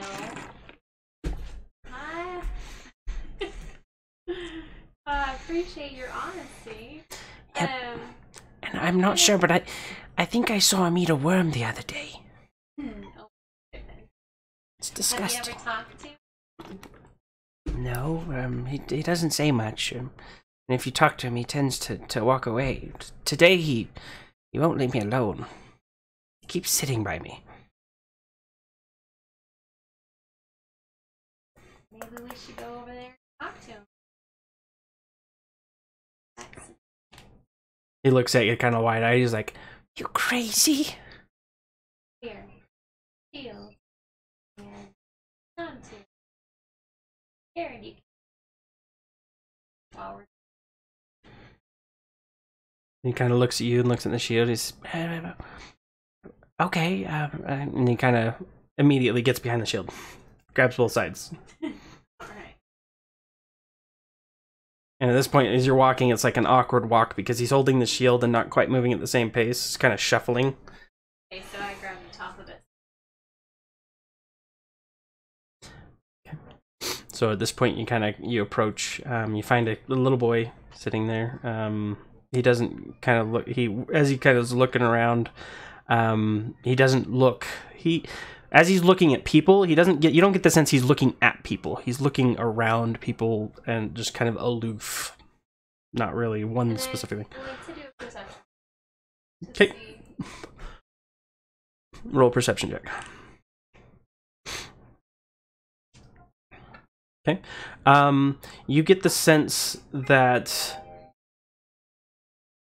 either this boy has been through something traumatic in his life, or he is, or he has some form of would they have autism back then? No. Maybe. The ability, basically, he seems a little bit off, like things that normally kids would be doing. He's not. He beats to his own tempo. Is there anything dark alleys? You don't in any of the dark alleys. The kid, again, the way he moves, as far as the way that he's kind of interacting with things, it's almost like he's kind of floating on a cloud, if you will. He's not like your typical kid that's kind of bouncy and whatever. He's very kind of sloth-like in the sense of just kind of looking around and taking things in and just observing. And he kind of looks at you for a second and then looks away.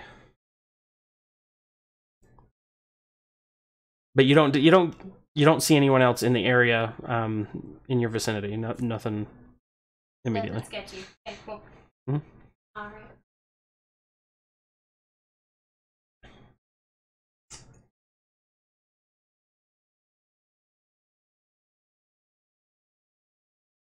And you say his name, and he kind of stops his kind of head bob a little bit, and then just kind of continues doing his thing.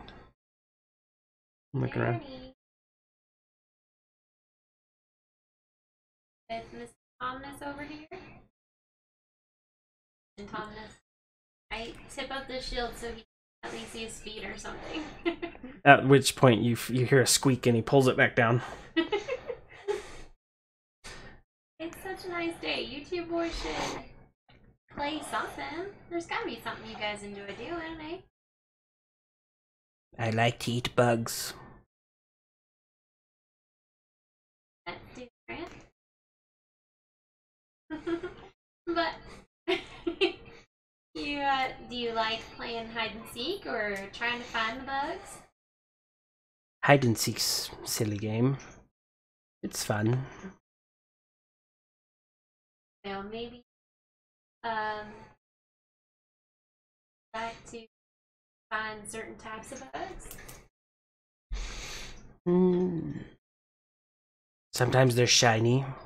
Sometimes they're squishy and slimy. And sometimes I like to put them on ladies' hair. Make them squeal. It's fun. This kid is our big bad. Yeah.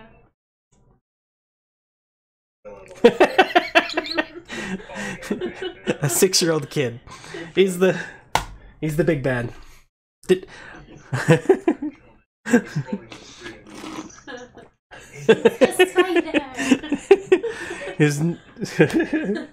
All my 6 years of my life, I've been planning this and plotting my revenge against. Who are you again?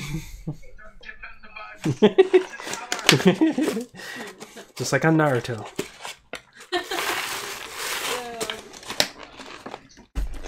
So this engagement that you're having, again, pulls back in. You see Aurora and Clandon come from behind the table. You hear the bustling, and she says, "Well, thank you for coming in, and be sure to tell everyone that Lionshield Coster's where you get the highest grade materials for the lowest cost, and I'm glad to have you." And she kind of turns and says, "Have a great day." And Clandon and Aurora, how are you? Well, it's been some time. I'm so glad you're here. Oh well, always good. It's been even more so now that people aren't afraid to come out of their houses. Just today I sold an. Now you got me rambling. What can I do you for today? I'm actually potions. Healing potions. Well, I just might have some of these in the bank. What are you looking for? Wait, what? I know you had healing potions. I didn't. Oh, no. Well, we just had a shipment just not 2 days ago. At the time you left, actually. Right after you left the town. Ah. Time my shipment's right. You know, supply and demand, you understand? What kind of, do you have? Well, I believe I have a couple here, and she kind of rifles through a couple of pieces. She pulls out some familiar vials. These ones, your typical just healing potion. Your 2d4 plus 2. Well, it doesn't say that on the bottle or anything, but you see, yeah, you have a healing. Most of what she has is a healing potion, and then she has 1 or 2 greater healing potions. These ones are in much nicer bottles, much thicker, and the corks that the materials, you could tell that they used. It has a much shinier luster to it, more lively, and less kind of earthen, reddish earthen burgundy kind of brick look to it. May you what?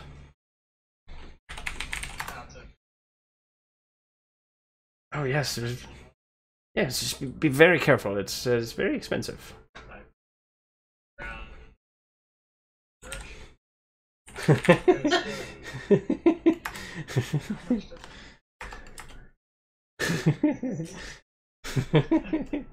I'm afraid they don't have labels on these bottles. A lot of this, you do see, like, again, it's got this, it's a larger kind of vial to it, and the cork is much larger. It's got a little kind of twine around it with a little tag that hangs off. Has the what you can, seems to be some kind of an inventory tag that she uses to figure out where things are at. So Arcana 12. It's a greater healing potion. You're not going to be with an Arcana of 12. I don't think you'd be able to identify something. This is more of like alchemy. I asked her, do you know how much I don't know, you know, compared to the other one. Basically, I'll just tell you, out of whatever, you have healing potions. They're the more common thing that medicinal herbs and things are put together. That's a 2d4 plus 2. Greater healing potion. It's basically like a healing potion, just a little higher quality supplies and in a little bit larger quantity, and it's a 4d4 plus 4. 4d4 plus 4. Yeah, 4d4 plus 4. 4, yeah. 4d4 dice plus 4.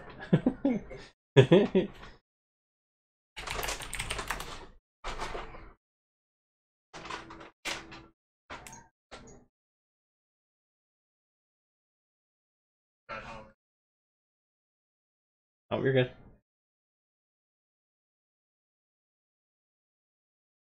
So how many potions does she have? You see, of the smaller healing potions, she probably has 4, and of the greater, she has 2.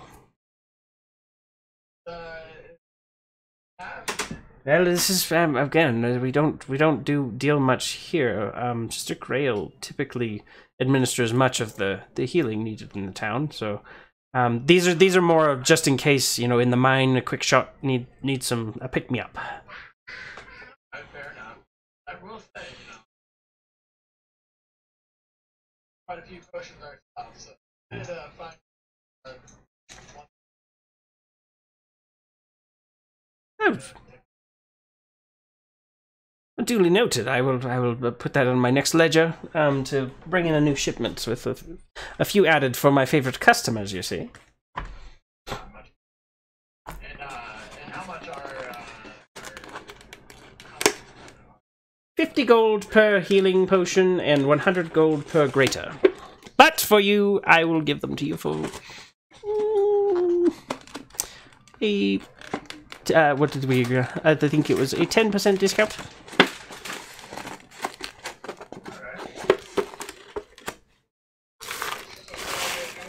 I wrote down that she gives us goods at half price, actually. She's a businesswoman. Come on. She's banking on you not remembering. Or, I mean, I'm sorry, you should roll a perception check to I see. wrote it down. Yeah. But Venfina's not there. 50 gold. I'll put it in here. 50 G's for regular. How much of the regular ones? She has 4 of those regular ones, and then she has 2 of the greater ones.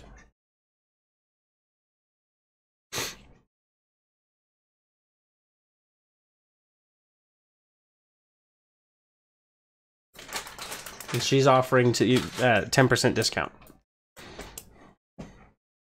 50 is what? The 10% discount? No, 50 is your normal pricing that she gives everybody. 45. Yep, 45 gold or 90 gold for greater healing.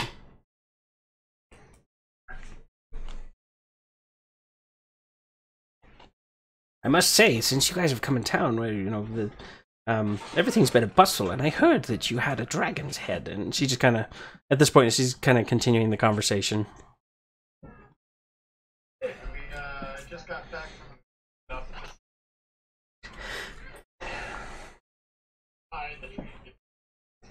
hopefully it's going to prepare the head so that just Oh, that makes perfect sense, and yes. And you hear the bell behind you, ting, ting, ting. Oh, welcome to Lionshell Costa. Let me know if you need anything. He says, well, I'll take one of these. And he picks up one of the healing potions, the minor ones. And she says, that'll be... I'm sorry, sir. These kind folks were purchasing. Plating. That guy's a plant. That guy's a plant just to get you guys to buy the potions.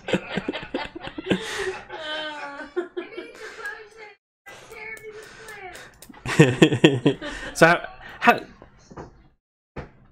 if you guys are interested in this, you know, about just business, you know, he is available. So, I will give you first preference, though. How many would you like?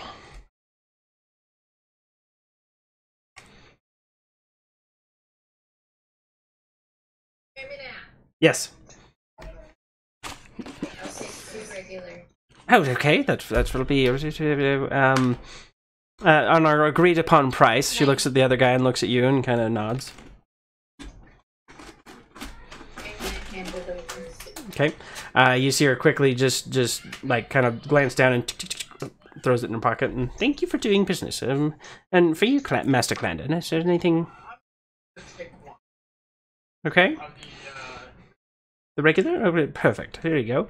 And it seems we do have some left over, and that will be also agreed upon price. So both of you go ahead. Aurora, go ahead and mark off that you spent 90 gold. Clandon, you spent 45.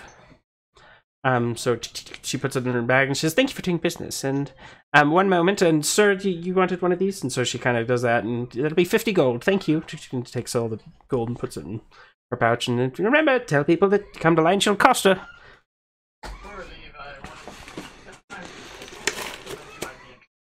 want She leans up against the table and says, well, let's have it.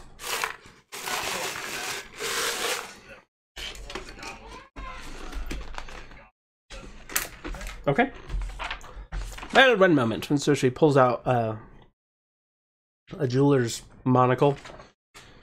Not really a jeweler's, but just like an appraisal, whatever. You know, it's for show, whatever. She, she puts it on, closes that eye, and then uses this eye. She kind of looks at it and kind of hefting it, kind of, you know, takes a smell, rubs her finger on it, takes a little kind of a rag and rubs it, kind of, you know, just kind of basically giving it a once over to see if everything's golden. I'm looking for the page. Which page did it say that one there? Did I give you a page? Okay, no worries. Just give me a second. I know where it's at. Right here. Okay, so she says, well, you know, this with something of this size, the silver goblet itself, you know, silver in and of itself does well for, you know, medicinal properties if you wanted to burn it down and things. But these particular moonstones are quite quite nice. I believe this something like this you could probably get, 50, 60 gold out of it, depending on the buyer.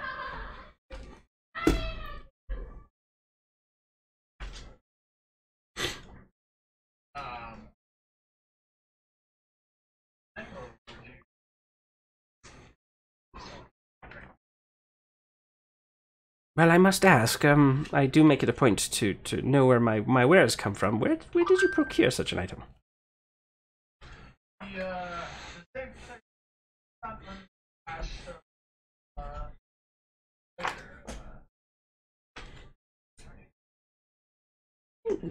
A dragon, you say? So it is true then. Excellent. Well, it doesn't seem to be cursed. I do need to make a profit on it, so I could offer you 50 gold.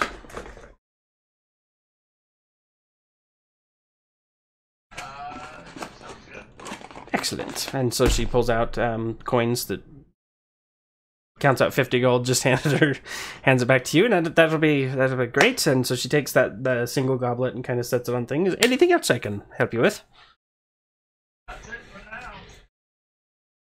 Perfect. Well, if you excuse me, I do need, the sun at this point is starting to wane in outside. I need to, get things ready, sweep up the shop, get ready to head home. But if you do need anything, let me know. So you guys step out and a ting, ting, ting, ting of the bell as you exit to the road in the dirt.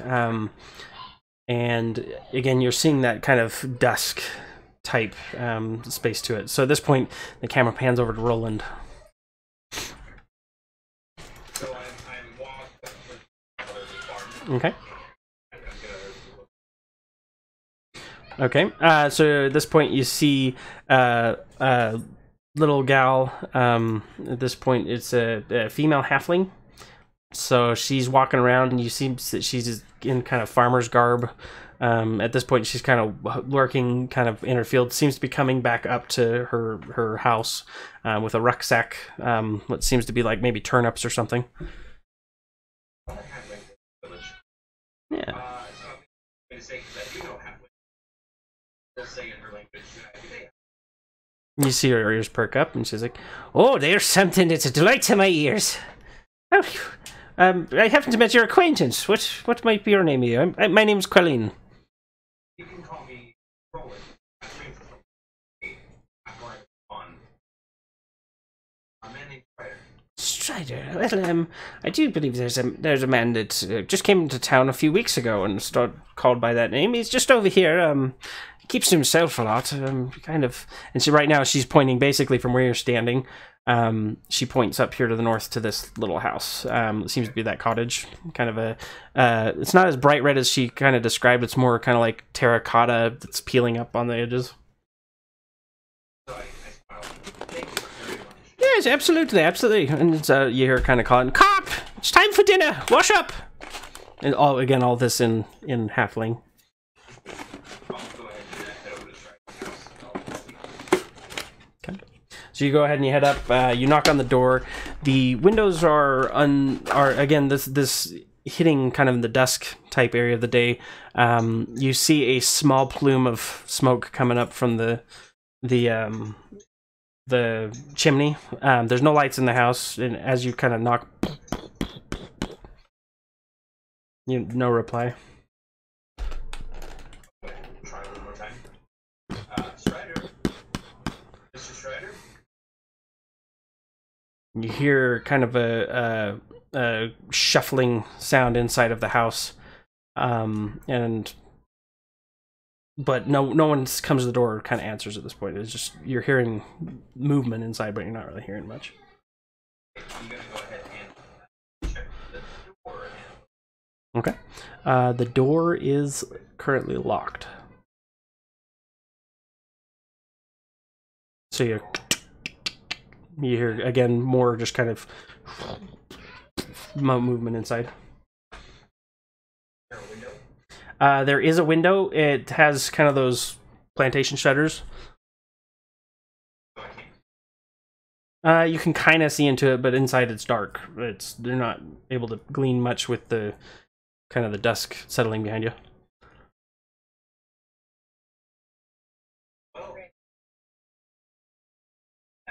I won't be moving into this house. Probably wouldn't be a good idea.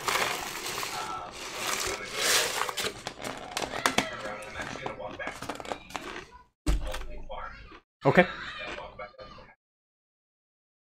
the house. I'm sorry, I never caught your name. Quilleen Alderleaf. I'm wondering. It's been a day or so, but I see him out and about every once in a while. Usually, you know, he comes and buys some things from the farm every so often, but again, he seems very private to himself. Very odd fellow. Always dressed in black. You know, he has been. I hadn't noticed, but then again, I'm usually out in the farm from, you know, dawn till dusk. I'm afraid I have seen him come from the Sleeping Giant once or twice, so aside from possibly being a drunkard, I can't say that I've seen him be much more sickly than what I usually would find him at. Absolutely. Absolutely. Come, get in here! And then there, I'm gonna at the house. I'm going to activate. Okay. So you activate Divine Sense, and at this point, your eyes flash with that kind of crackling energy, seeing kind of the layout of everything around you. You see the kind of the nice, in stark contrast to what you saw in the Ruins of Thundertree. This area is very verdant, it's full of life, it's happy, and that house is a blotch. It's a dark blotch in this particular area. And so from where you're at. Given that, I think my Okay. so I'm gonna walk up to the door and try and break. Well, I'll try and take the lock. Okay.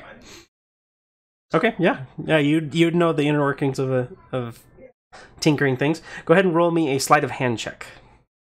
I'm a very crafty person. So you're trying to do it, and you probably could do it with the. Do you have a thieves toolkit?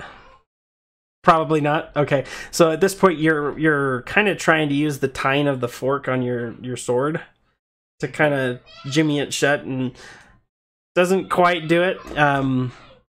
You get the sense that this particular door lock wouldn't be too difficult to break. I'm gonna go ahead and roll my dice, be like, and then I'm gonna take that. Okay, so you go ahead and make a strength check, and then as the door, you kick the door, you kick it twice, and then it takes probably 5 or 6 times. At this point, your toes are kind of going tingly, like when you jump off of a high ledge after kicking it so many times. But the door breaks and kind of swings open a little bit. And then go ahead and roll for initiative. Wait, what? Something. Roll for initiative for me, and then we're going to come right back. Roland.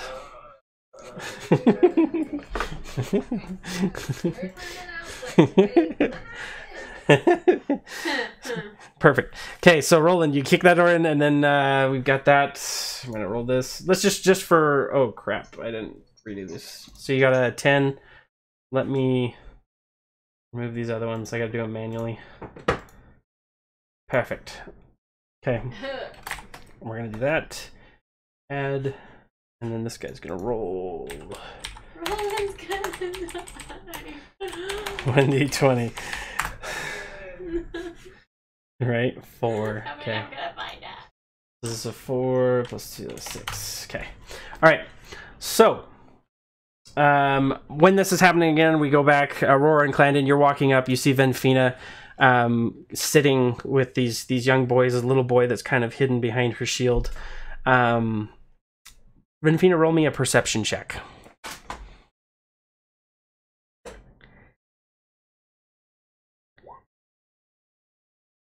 22. Okay, at this point, you're kind of looking down, you're talking to these boys, and again, nothing out of the ordinary with these, but out of the corner of your eye, you see again the shadowy figure, this time standing on top of Sister Grail's house with an arrow drawn, and lets loose an arrow that whizzes past you. Make me a dexterity save real quick, and then roll me for initiative. Clandon, Aurora, go ahead and roll me a perception. And a initiative, please. I should get advantage. Clandon doesn't see it. He's just kind of like, yeah, whatever. Sun's in his eyes. Can't see it. Perception 10. Okay. Aurora, kind of the same thing. What about? Are you walking? I assume Tiger Lily's with you. You can also roll for Tiger Lily.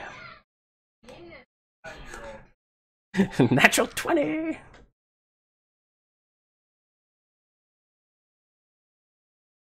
Where is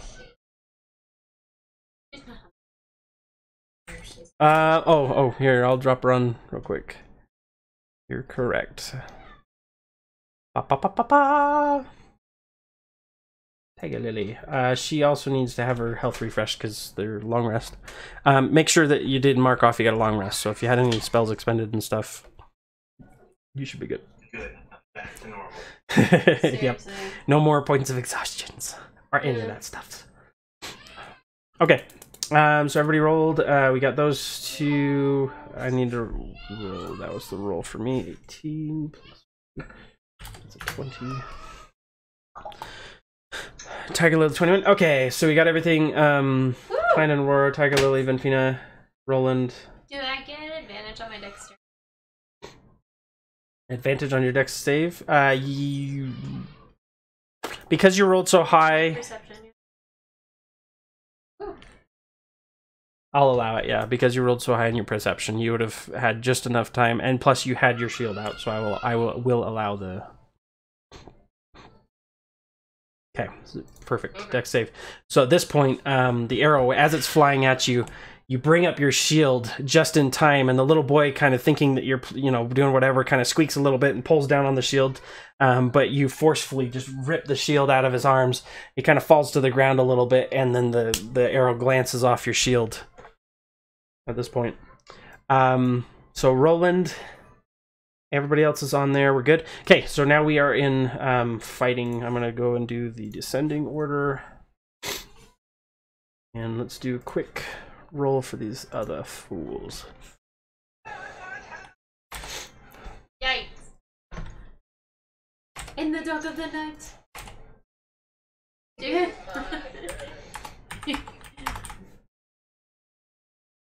Okay, 11, 15, 8, 9, and 6, 7, 8. It's the little boys. The black spider. The black mamba. You just wait. He probably has a lisp or something. Okay, so Aurora, you are first. You seeing this happen? You see the sparks fly as this steel tip arrow or the iron tip arrow just across your shield. What do you do? At this point, you've got. I'm gonna put the figures on here so you can see them. There's one here. He is huge. Claiming it's your daddy. He's trying to kill us! Somebody! Okay, at this point we've got... Nope. Roland, and these are the two that you guys can see at this point. I put the others on the board because Preston's hashtag lazy.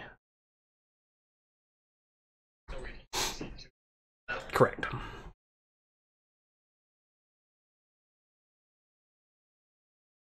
Okay, so Aurora, what are you doing? And then Tiger Lily. Sorry,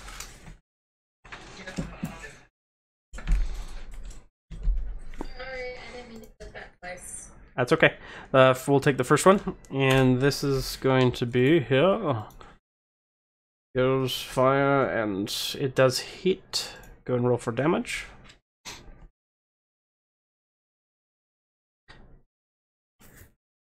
Perfect. All right.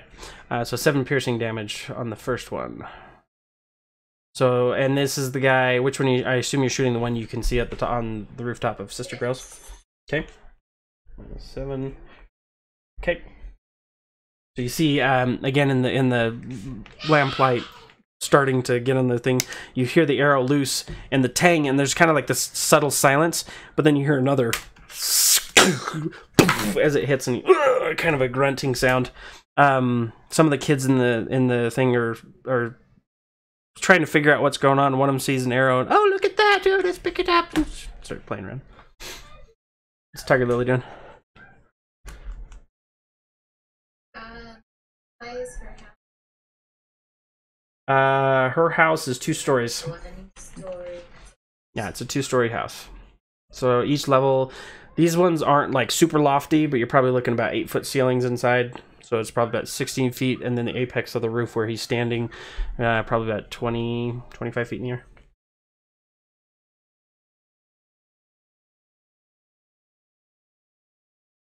She is going.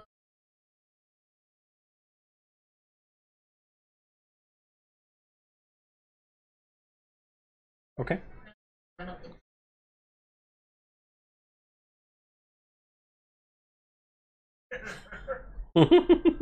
Look, it's a kid. Oh my gosh, it's trying to eat me!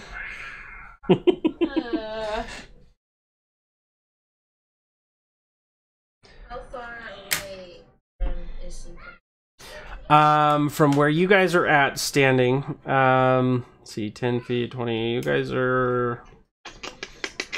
guys from where you're standing, you're probably about 100 feet off. You, personally, I imagine Tiger Lily is probably close behind you. It was probably a good long shot with that. So you're probably about 100 feet, approximately. I'm looking at the little thing at the bottom, but we're just gonna... There's 10 squares between you and the cultist on the roof. Or, you're standing on 1, he's standing on 10. I think I took a pass and marked. Okay. Alright, so she will ready her attack. I'm going to put a little thing on her so we remember. She is readied to strike.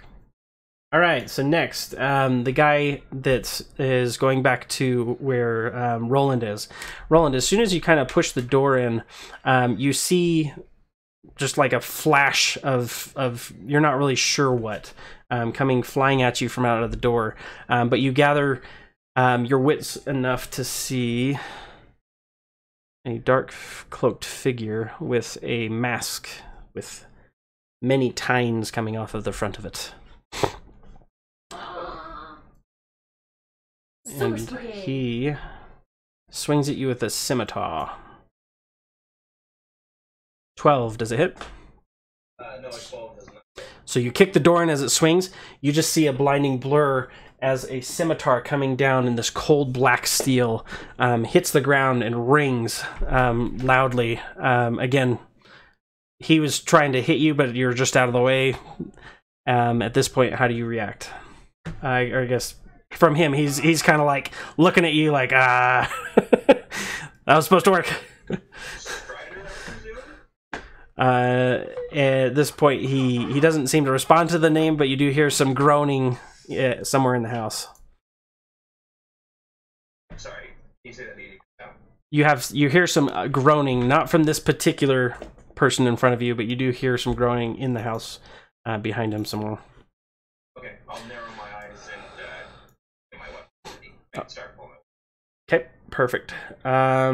So now the one on top of the roof, he's gonna shoot another arrow. Let's go right here, right here. This is no, that's not gonna work. 1d20 plus 2.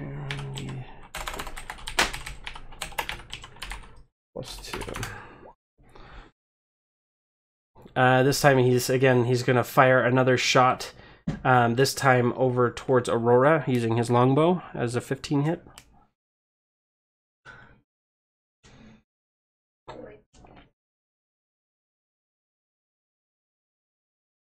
It broke up. Say it one time.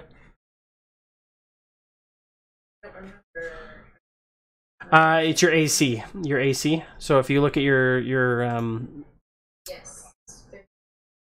15 does hit. Okay. Wait, he's a or not too? Yep. So that's 1d8. Three. What is this punk? It's gonna be, oh wow, 10 damage. So you hit him, and he draws another arrow at this point, seeing that there's someone else, catches you in the distance, draws back, and fires an arrow in your direction. Because the sun, again, is just really crappy lighting, and he gets you pretty good. Next, Venfina. You've got your shield up in front of you. What are you doing? Alright, so I'm gonna, what are the boys? The one boy's looking at you confused, the other one's starting to sniffle a little bit at the ground, like, whoa, what's going on? And he's kind of pulling away from you. Are we close to the... Yes, you guys are basically right about here, between Sister Grail's house and the shrine itself.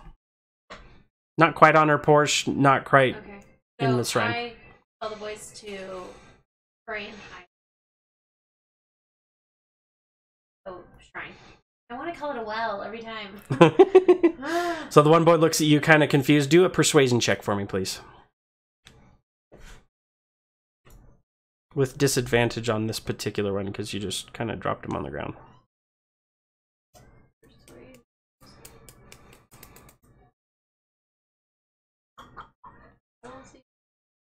Persuasion should be... Oh, there it is.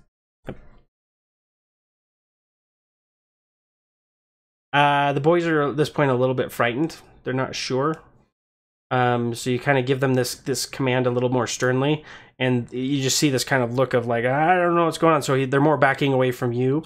And so the two boys are like, the one boy is just kind of sitting there just looking a little bit confused, but the other boy, Tomnus, he's backing up against the Shrine of Luck, just the wall of it that you're standing by. Okay. Well then, if they're being hesitant, grab both of them, gun, lead them into cover. Okay, go ahead and make me a strength check. They're not that heavy, but just to see. Strength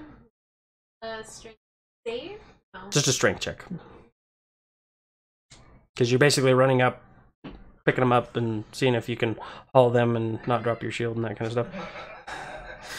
So you run up and you go to pick up the boys. It's just kind of an awkward angle. So it wasn't. Do a barrel roll instead. It wasn't a natural one. This is an unnatural one. So you kind of throw your shield down and you pick them up and you kind of stumble, but you pull them in kind of like a mother hen up onto the ground. You are prone. Okay, but are we like, my back's up against the Yeah, shrine? You're kind of pushing right here, kind of the back side of the shrine, between it and the house. It's kind of a tight squeeze, but you've got you and the boys kind of pushed up into that area. Your shield is on the ground. Right? And that would be considered your action. Do you have any bonus actions or anything you want to take? Oh, that wasn't just my movement? No, you're taking an action on something.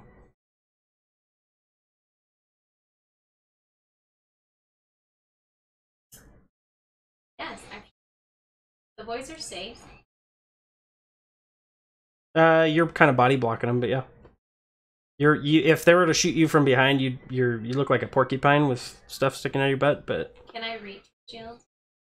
It is within reaching distance, but that it'd be a free action. I don't know. I want it to be my bonus. Are you casting something that requires it for bonus action? Well, yeah. I will allow it if you're casting something, but if it was just willy-nilly. Yeah, because I want to have my shield before I use my... Yeah, I would. It was close enough that you could grab it and do it. Cast.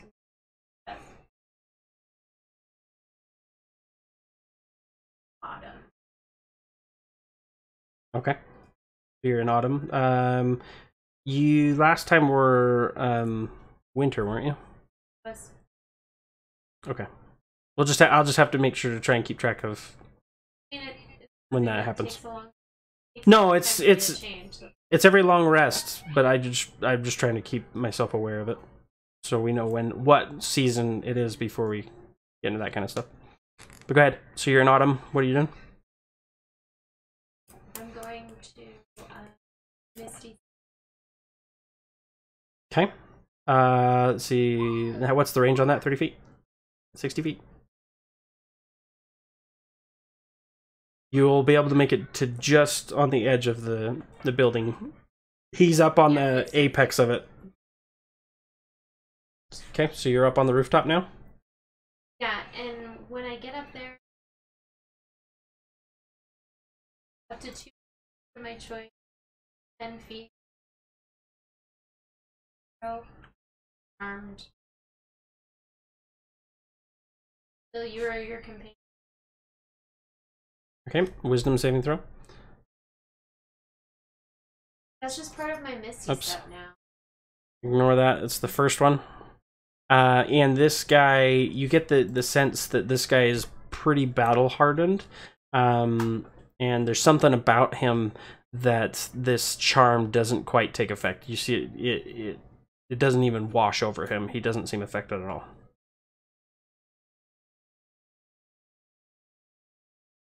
And then you climb over it? Huh? That's a funny joke. Okay, go ahead. That was a good one. That was a good one. Thank you, thank you. Clandon, then Roland. I did like the fact that got a roller. Okay, so you draw your bow. Go ahead and roll for your attack. This is the guy on the rooftop. Yep, 14 does hit. Go ahead and roll for damage. 10 piercing damage. Okay, so this cultist, jigs up. Cultist. The name. Well, I guess the name's on there. the guy, this gentleman, as you draw back your arrow and you fire, a second arrow hits him in the chest, and you hear the air just leave him, and his hood falls back, and you see plainly, Clandon, from where you're standing,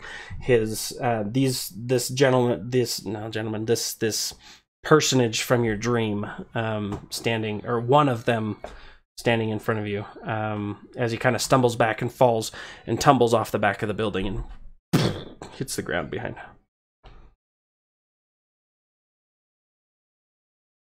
You can't see that X because it's so small, but he's dead. That was the only one that we'd seen it all, right? There, that you have seen at this moment, yes.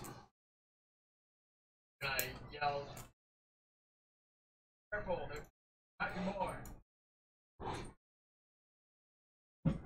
Okay, so Roland, it is now your turn. I am actually.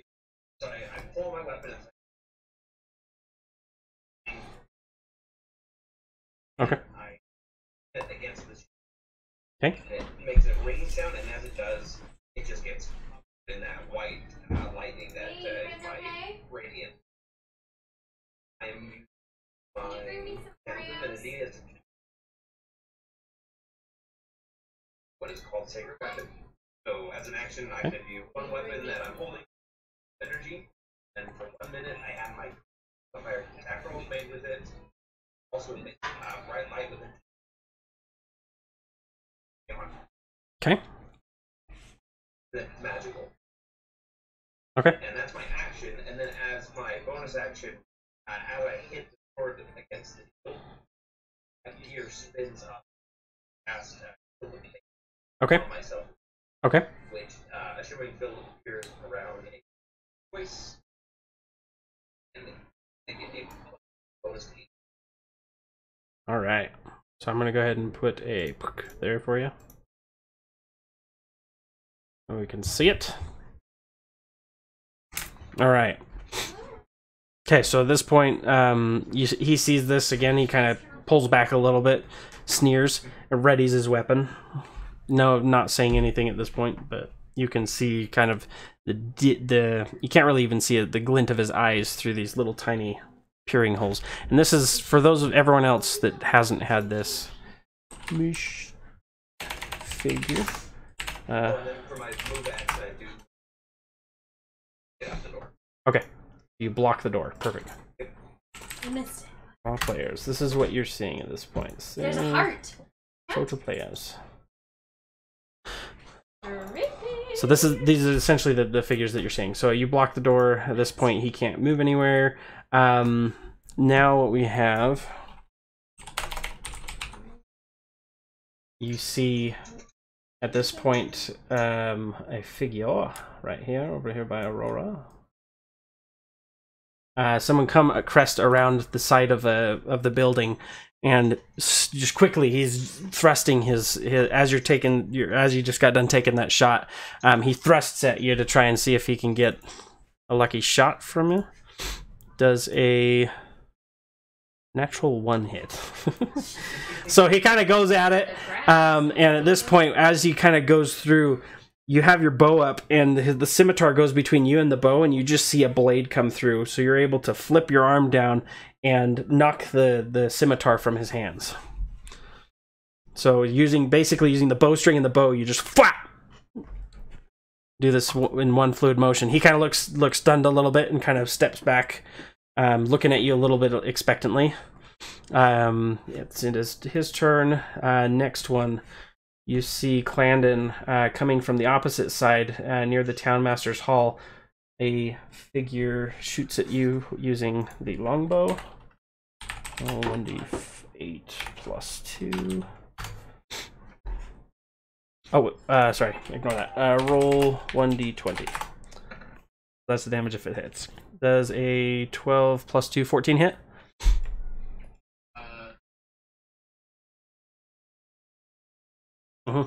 So it just hits, so that's 8 piercing damage. So you feel from behind something just hit you in the back, and you see, well, I guess you don't see unless you turn around, on the top of the hall.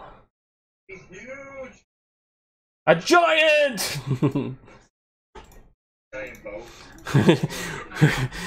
A trebuchet. How does Naruto do it? Nobody knows.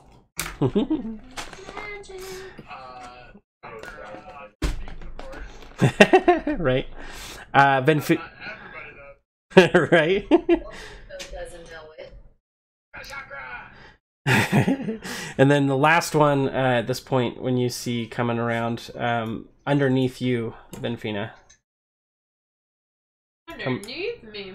Down on the ground, you hear kind of a grunt as a guy comes around the corner, and he goes to swing, but he turns the corner and sees nothing but autumn leaves, and then left behind 2 young boys. And so, two of them, one of them kind of looking a little more perplexed than bewildered. The other boy kind of like recoiling, and at this particular action, he's going to swing at the little boy. A 5.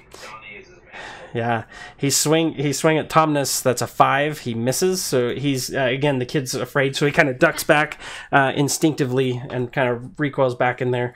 The cultist just kind of gives him a sneer. At this point, the one boy is just terrified, doesn't know what's going on. Aurora, it's your turn. Tagala is next. Okay.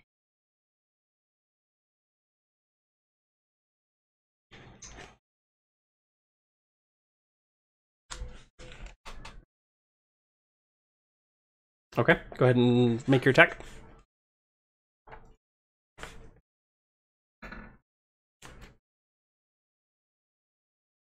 Okay. And that is a 4. That does not hit. So as you shoot, this guy, again, you fire right as he's kind of lunging at these kids, and so it kind of goes past him and kind of hits the wall behind him. Tiger Lily, what's she doing? She is gonna attack the one right next. Okay. So she goes ahead. She sees this guy coming out from the side. Go ahead and roll your attack. She is closer than 20, right? Yes, she'd be, at this point, she'd be kind of up on you, and this guy was within striking distance, which is 5 feet. Nice. 20 does hit. Go ahead and roll for a damage. 3 slashing damage. So he comes out of the corner. You slap the scimitar out of his hands, and at this point he can't do anything about it. And your tiger lily goes in and just slashes at his hamstrings. Let's see, -3. Okay. Okay. And next. So the guy on the rooftop is dead. The other gentleman, the cultist. So Roland, you see him. He readies it. He kind of throws his scimitar, one to each hand. Does a little bit of a flourish, Indiana Jones style, and then he comes and swings at you again. Okay. Does a 13 hit? Nope. Okay, so he swings again. No connection. Benfina. Clandon's on next. Thumbs down. And I'm gonna clean that. Land right on him. Yeah, some Xena crap. Okay, roll me an acrobatics. Yeah. And an attack. Yeah. Either way, whether she lands on her feet, flashes, or falls on her, it's gonna do damage, right? Yeah, it'll do damage. Straight. That's what I'm trying to see if how much damage she might take from falling, but It doesn't matter. I'm sorry, not athletics, acrobatics. Oh. Oh, thank I'm so scared. Okay. Okay, now roll your attack. So at this point you hear the kind of squeal, the familiar squeal of this little boy. And the little boy dies. No. You stab him instead. No, I'm just kidding. I'm just kidding. No. I won't be that mean. No. I won't be that mean. So you jump down, and you're very graceful about it. And let's see. So 25 feet fall damage. Give me a second. Shoot, I didn't bring my board out. Fall damage. Roland, do you remember fall damage per foot? Is it 1d6 per 10 feet? 1d6 per 10? Okay, so it's 1d6, but since you rolled that, I'll do half damage. 1d6. Actually, it'd be 2d6 because you're 20 feet up. What? Yes, I think it's on here. Thank you. Travel pace, setting DC, tracking DC, damage level, severity, object. And Get 1d6 bludgeoning for every 10. okay, perfect. All right, so that's 1d6. This is gonna be 2d6 divided by 2 because you're gonna take less damage because your acrobatics roll. That would have been 9 damage. So we're looking at 5. Is it round up 5? 5 damage. Okie doke. And as a bonus action, I want to cast my Emissary of Peace. Emissary piece. Okay, go ahead. Done. Power bonus action. Okay, plus 5. Got it. All right. Make sure let's mark you wherever you disappeared to. Huh? Where'd you go? Oh, there you are. Okay, I'm gonna put a mark on it just to show that you do have your charismatic. I am divinely imbued. Yes. All right, there you go. Angel wings. All right, next up is going to be Clandon and Roland. Alright, so this guy up on the roof behind me is not my Wait, there's fault. another girl behind me? And since he's back Oh, to good. proximity than the last guy, Okay. I'm gonna cast a shot right into the. And if I get it just right, you might off the. Okay.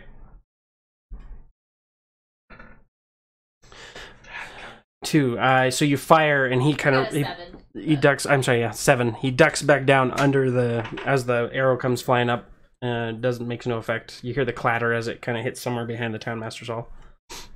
Alright, then as my bonus action, I'm gonna go ahead and put my back up against the wall of the Master's Hall. Okay, so you pull up against. You got the little bit of a parapet hanging over the top. So you right now from him specifically, you'll have full cover. Okay. Roland, it's your turn. Okay, well, it's time to attack with my new glowing sword. Perfect. Go for it. And this is actually going to be with an extra +2. Okay. Okay, 8, 9, 10. 10 does not hit. So you as you swing, you get part of his garb and from his cloak, but you're not really quite able to see where his form is, just the way that he's moving. Alright. That's 4 round. Okay, any bonus actions? No, I'll just bring my shield back around. Okay, so right. It's the same weapon, it's just magical. Right. Okay, so this one's attacking. It's just not good at attacking. This one is attacking as a. He doesn't have a scimitar. This is the one that's over by Tiger Lily. He's going to try and do an unarmed attack. I'm going to switch this damage to 1d4. He's going to try and punch the panther in the face and then try and pick up his weapon. Nope. Roll 1d20 if Preston had a brain. There we go. 13. Does 13 hit Tiger Lily?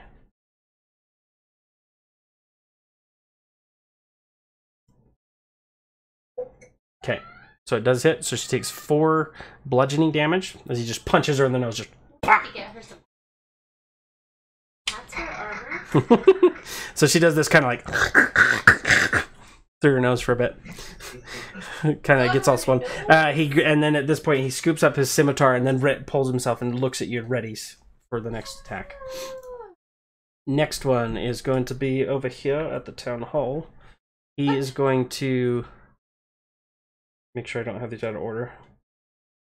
Yes, town hall one. At this point, seeing Clandon kind of go down underneath, he's going to kind of step up towards the edge and look down. He can't quite see where you're at standing because you're basically like directly below him and a little behind him.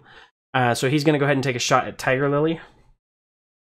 And let's put one roll. Roll 1d20. Roll 1. Does an 18 hit?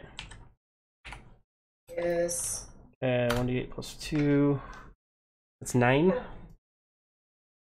So at this point, Tiger Lily's not seeing where he's coming from, and she feels an arrow pierce her in the back near her shoulder for 9 piercing damage. Okay. Next up, we've got, and at this point, seeing all this different stuff kind of come out, all the kids at one point were kind of like gathered around looking at this arrow in the middle of the thing, and they see what's going on and start the bloodshed. And some of them are just sobbing, standing there. Other ones are crying out, running away. You see people in that were running in the streets, all of them kind of taking cover, trying to run into the inn or any place that they can barricade themselves. A few people crying out, trying to look for their kids, not quite able to see them. And then you've got the guy with the scimitar hears an unlikely crunch behind him. And as he turns around, he sees Venfina, and he takes a swing with his scimitar wildly as he turns around. 12, does that hit? Okay, so it misses. So at that point, it's now Aurora's turn. So he just swings and is ready for the next fight. He can't hit this awesomeness. I'm blind. It's so awesome. Okay, so that does hit. That does hit. Which one are you shooting at? The one by Venfina. One by Venfina. Okay. I have a -1 on that. This is sharpshooter. Yeah. Hold on. It'll ignore 3/4 and half cover on that specific cultist because he's behind the whatever of Timora. It's like a 7-foot tall wall thing. So you won't be able to see him, but you can see the cultist next to you, and you can see in plain sight the one above Clandon. But you wouldn't be able to hit the other one. Sharpshooter got rid of all. It'll do half or 3/4, but you can't see him at all right now because he's completely covered by that. Wait, there's a guy right by her though. Like right here, if I move, boop, let's move these guys out of the way real quick. Grail, get out of here. So right here, there's a guy. They're basically behind it, directly behind this little altar, if that makes sense. But you can see the guy next to you and the other one. Okay, so you turn, it hits for 13 piercing damage, and it's your atypical guy dies in a movie and falls off a ceiling. Ah! He gets hit and yeah, exactly. The Wilhelm scream. He falls, hits the ground with a sullen thud. The kids look over, see him hit the ground, and again, they're all just sobbing, dropping to their knees. So he's dead. Nice shot. Boom. Tiger Lily. She's gonna attack that guy right next to her. Okay. Go ahead and roll for damage or attack. Okay, so she swipes at him. He just misses. At this point, her nose is still a little bit disoriented, or her eyes are still kind of blotchy from the blow. Okay, so this guy got it. This is the 13 is up there. Okay, so the cultist. 1, 2, 3, 4. This one is the one over by Roland. Okay, so Roland, again, this guy's going to take another swing at you at the scimitar. 16, does 16 hit?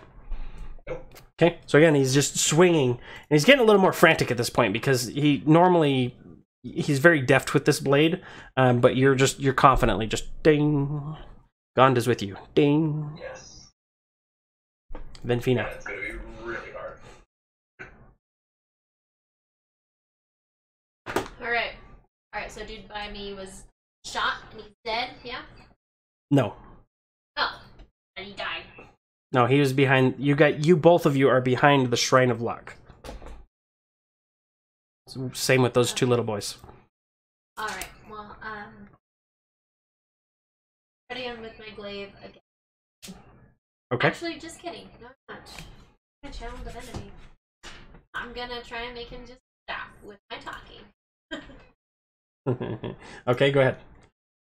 Back with the animals. Talk with the Animals. Alright.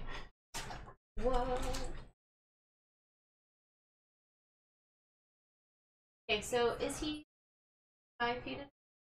I would say yes. You're both in striking distance of one And another. how close are The boys are. You're standing closer to Sister Grail's front porch, and the boys are standing directly behind him, closer to the back of that Shrine of Luck. He's in between me and the boys? Yes.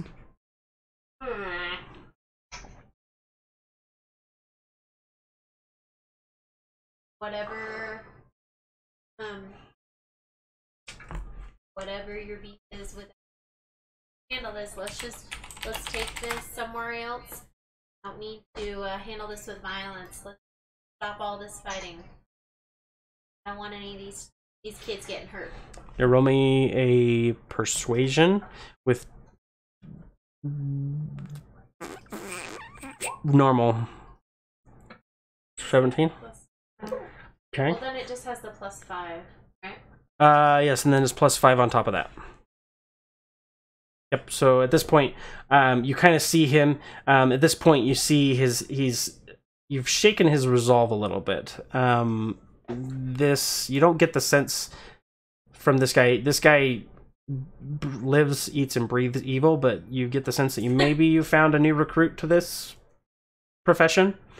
And you'll see, I guess, he doesn't say anything, just kind of breathing heavily, and he has his scimitar out. So see what happens on your next. Do you have any other actions?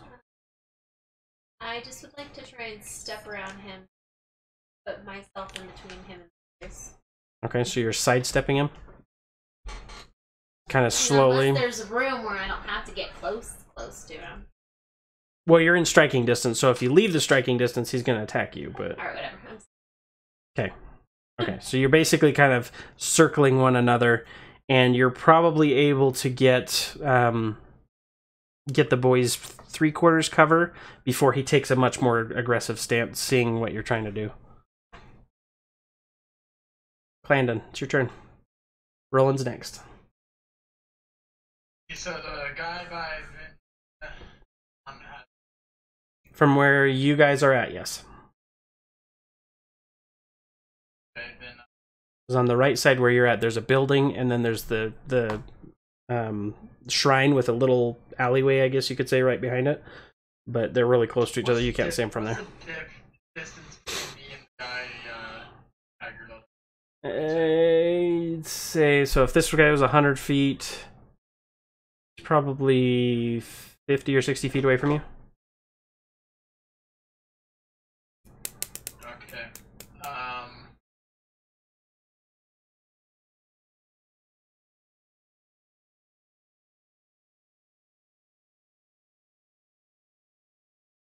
You start hearing in the townmaster's hall the dong, dong, dong, like a kind of an alarm bell. There's a. You can fix an action if you like. Dash. You can use double movement if you use a dash, but that's your action. I can't really do besides at this. Correct. Unless you have a bonus action that lets you do something without attacking. Alright, then I'm just gonna go ahead and close. Okay. Okay. Closer. Okay. And I'm gonna hold my. All right.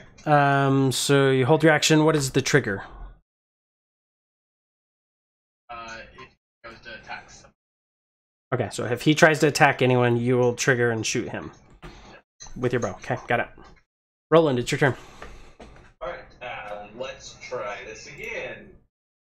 With the sword. That's 7. Does hit. Thank goodness. Then it's one-handed, so it's the Left hand side. Okay. So 8 slashing damage. So you come down and this connects. This connects really well. He's very haggard looking at this point. nice. And that's it. Okay. All right. So now we're going to first on the list. Okay, Raw Shop is that one. Okay, so this one. Remind me, Aurora, you had Tiger Lily waiting for something. What was it? She was holding an action for the next thing. Okay, so go ahead and, even though that was like a round or two ago, I just fixing my forgetfulness. Go ahead and roll a attack against the cultist that is closest to you. And then I'll let him take his turn. Just that way I make sure to we can resolve that action. 18 does hit. Go ahead and roll for damage. 4 slashing damage. Okay. Okay. Alright. And so this guy, again, he's going to take the scimitar and he's going to try and swing wildly, just curving it around, seeing if he catch you by surprise. For that attack, I yell, "Don't even try!" As I draw my bow towards it. Okay. Up and down. So he is firing, and that would resolve yours. Are you going to make the action? Does what I say to him have any effect on him? Roll persuasion. Yeah, roll persuasion.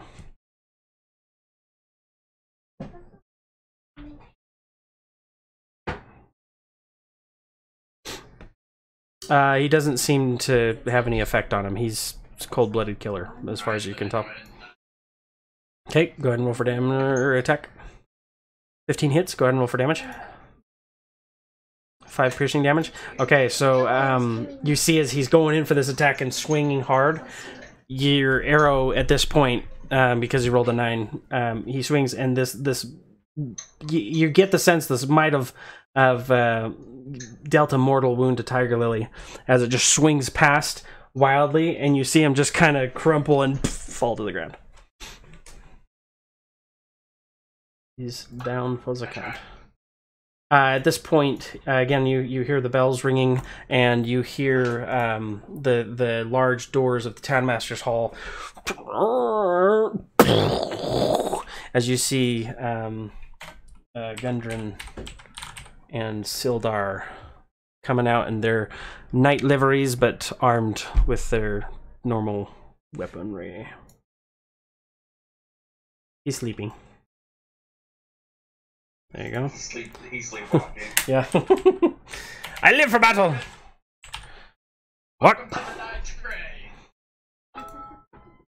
Zodar! Okay. Made it! And so he says, "We're under attack! Get you man your stations! Guards!" And at this point, you know, obviously this is just the town guard. You hear the bells ringing and tolling. Gundren is like, "Looks like a fight! I hope you left some for me!" At this point, he kind of kicks the cultist in front of him. The other one over by Venfina. Venfina, you feel... Let's see... 20 feet, necrotic. You hear under his breath, he starts speaking. And you feel he's going to roll an attack on this. See if it attacks. 1d20. And then plus, where's it at? His wisdom, which is 0. Okay, so that's a 6.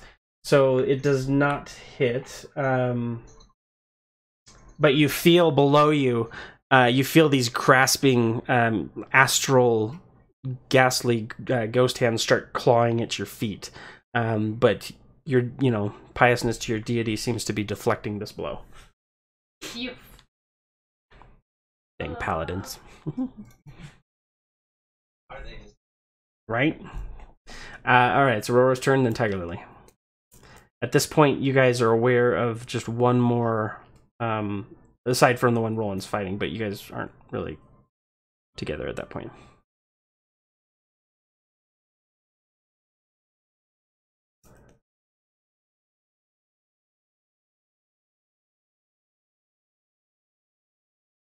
Venfina, from you, let's see, this guy's 100 feet. She's probably about 70 feet away from you. You can kind of see her from where you're standing, aside from Clandon standing in front of you. But you get the sense that's where the other guy's at, based on her posturing.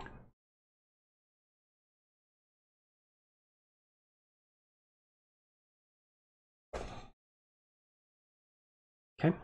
As you're doing so, you see her starting to edge around this other cultist, going around to where you can't really see. So you get to there, and you dashing, or are you just walking? Yes, you can see him from here.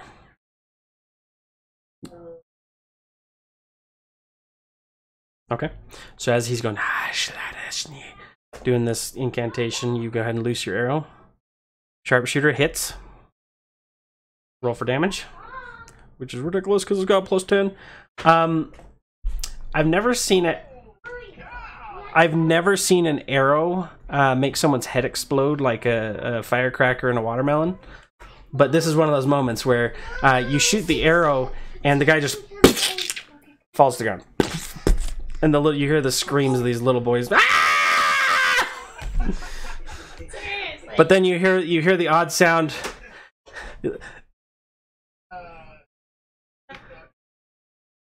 Yeah. Yeah. It's like when the Minotaur dies. Yeah, exactly. But then you hear another from somewhere. Venfina, you hear clapping coming from behind you, little boy. The little boy is a creeper.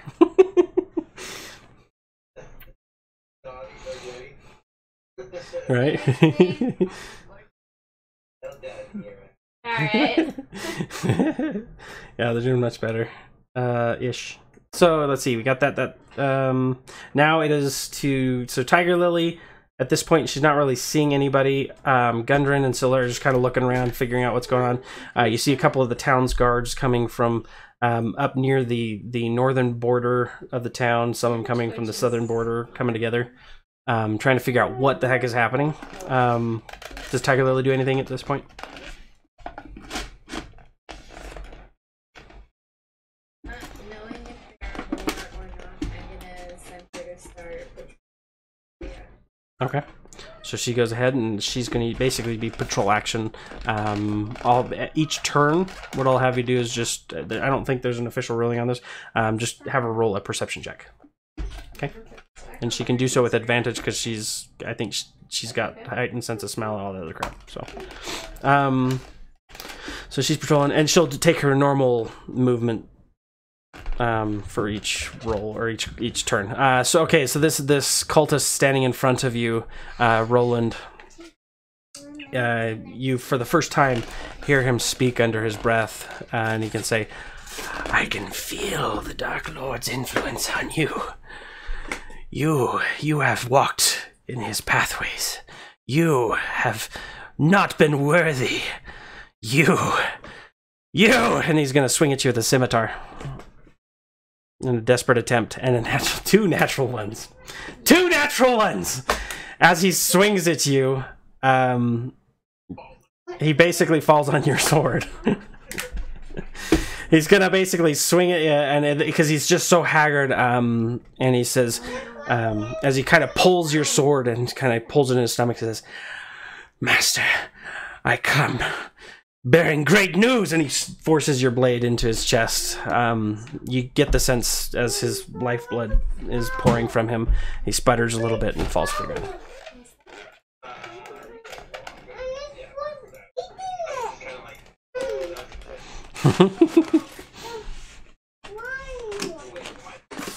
Okay, Venfina. Venfina, Clandon, go ahead and take yours, I guess, what you want to do in sequence.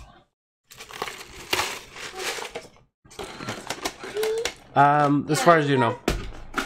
The guy in front of me.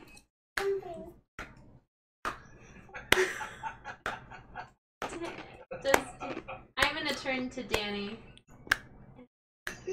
Why are you clapping?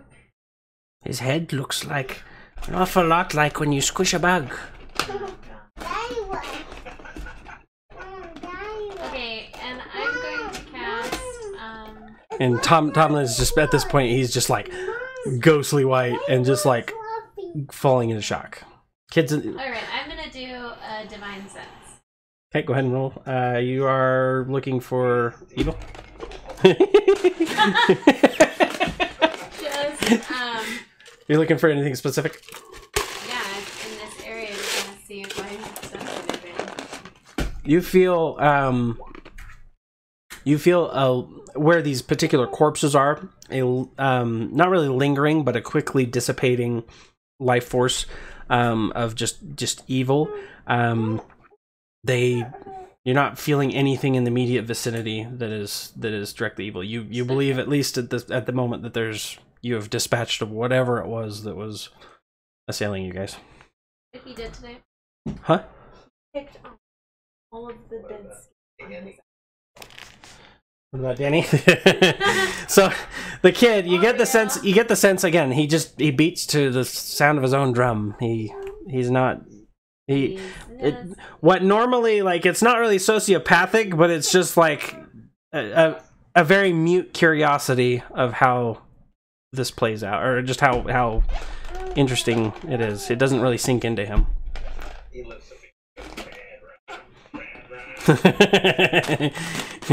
Rosebud. So that's pretty much it for. Remove all the turn lists. The guards come in, gather up the remainder of the children. They're checking people over. At this point, Sister Grail comes back down out of her house, and she's like, what is the meaning of this? Oh my! And like seeing all this different stuff. She does the best she can to try and help calm the children. Again, having someone just fought on her rooftop and all other stuff. Yeah, so she sees everything. You got all these different people in. I want to go and approach the one that still has a head on it behind her and just get like a reading. Honey? I didn't quite hear you over, Sterling. Say it again. Yeah. Okay, you need to. Hold on, Sterling. Okay, go ahead. I want to go over to the one that is behind her house and just look at him and like see if there's anything that I can gather from clothing or anything. Okay. So as you go ahead and you go back there, roll me a medicine check. You see, obviously, I'm performing a medicine check right now. the garb with Sterling. Roll a medicine check with advantage since you're changing bandages. Circumstantial. Where did I put it? There you go. Oh, So again, as a reminder, this is what you guys are, what you're seeing. As you kind of come up, you see the masked figure, this mask, this silver mask, these black robes. Again, just very, very sinister looking figure. And upon closer inspection, you see that his cheeks are unnaturally sunken, and quickly his body is just shriveling into looking like a mummified corpse, just like it's being, the life force is just being drained out of it. As far as the figurine, if you find his clothes, not much else other than you know he's dead. There's 2 arrows sticking out of his chest from the thing, and you seem to have some kind of a skull fracture and other things that from the fall that you imagine did him in pretty quickly. Are you looking for anything specific? no, well, just if I can find out more about. Yeah, you see this again. This seems to match the description of these dreams that Clandon and Roland and others have been experienced. Symbols on him? Other than his mask, there's nothing that's personally identifiable about him. The garb that they wear seems to be very fine and almost unnaturally quiet. This particular garb. Roll me a history check. Yeah, that's what I'm saying. Do I like recognize the pointy things? Roll me a history check, please.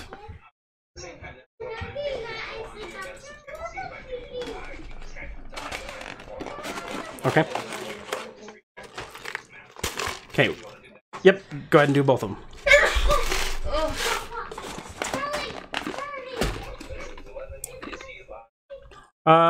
At this point, just because of the nature of the wound, he's the blood is gouting out quicker than you can keep it in his body. You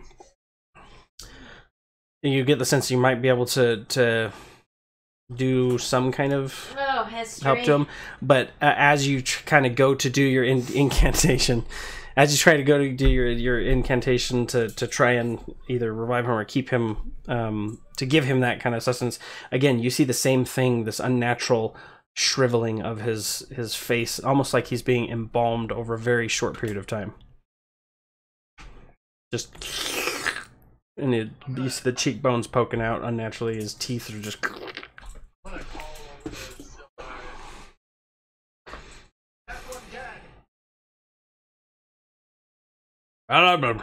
I'll check. And then so Gundren takes his little battle axe, swings it over his head, and just melons his head.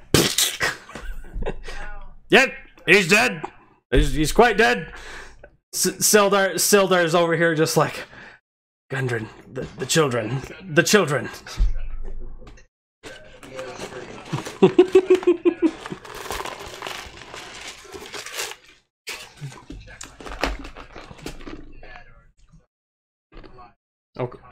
Okay.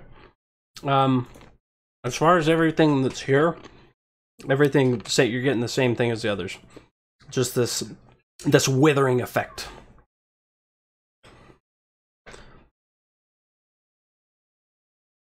Where's the house? I'm gonna call out again. Okay. In here.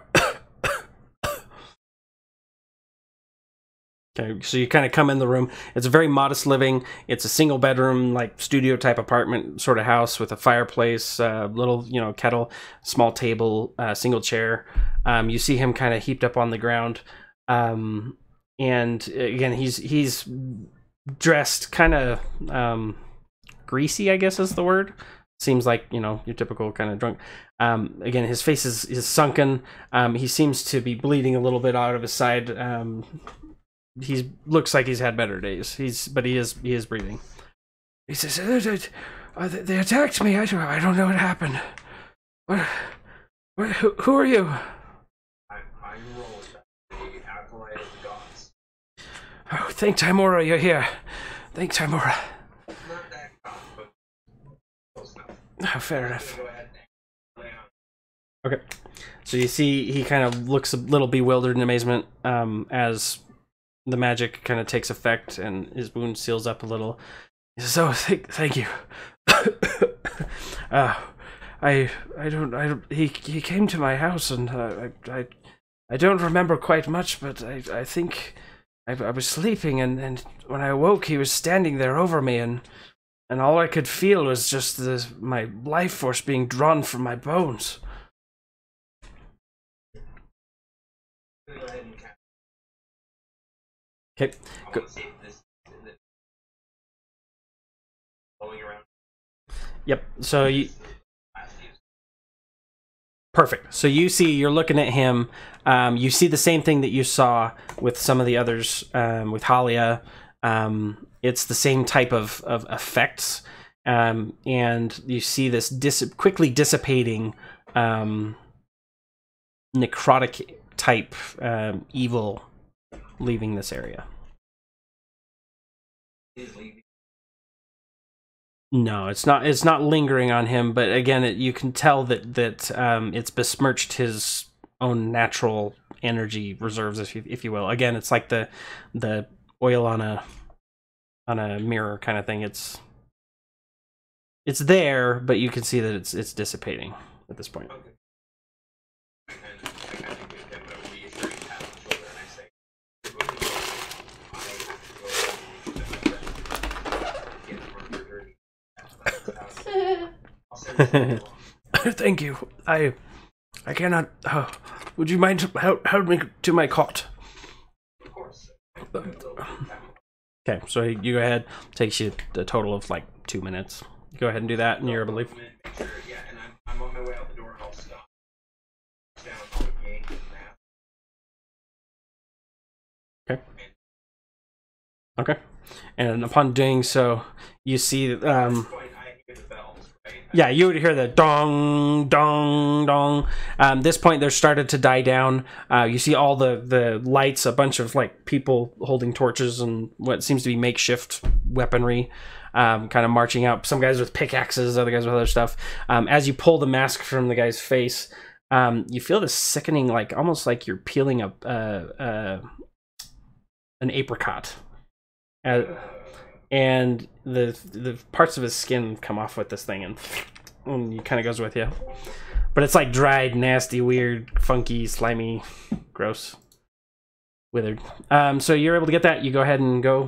Go ahead and add that you have one cultist mask. One cultist. One cultist. Yep.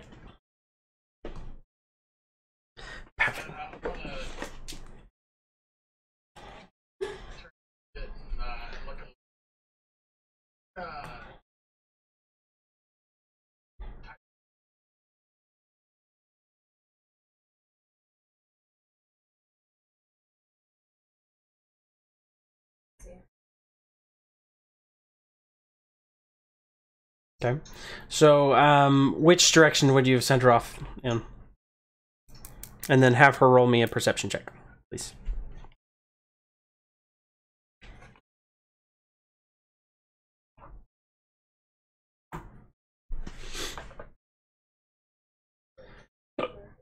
That's a good question. It is... Perception is going to be... Perception is wisdom. Go ahead and do a wisdom roll for me.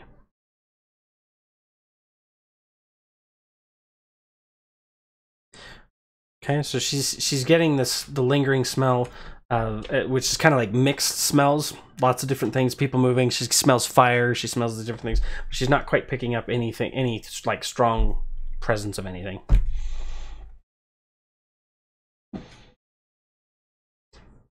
Okay, so she's going to go that way. She at this point,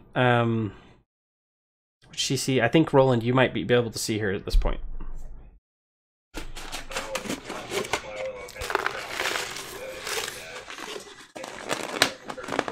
Okay. I'll make sure the mask is in the other hand and I'll give her a little scratch. Okay.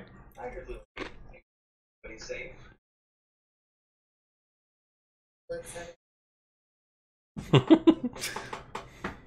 Just kind of looks at you, turns around, and walks the other direction. I'll walk back to the town square. Okay, so everybody. Okay. And is Tiger Lily just going to continue on her way, or where do you want her to head off to? Okay, so she comes down there. She probably catches the scent of the cultist, peeks inside. There's a guy laying just completely just out, asleep, laying on a cot. A lingering smell of alcohol in the air, but nothing there. Everyone in the town hall, you see Sildar, Gundren just kind of going through the guy's pockets that he just meloned.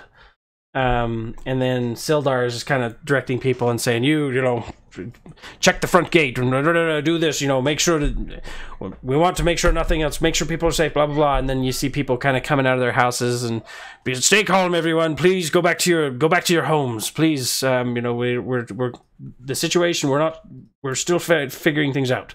Just kind of managing it there. Again, Sister Grail running around trying to help things. Toblin Stonehill helping make makeshift cots and drag them in. Barthen, he comes out from his area as well. He brings some horses to try and help drag things around, or, you know, move things, trying to barricade or any of that. Giving some horses to the men to go and patrol. What are you guys doing?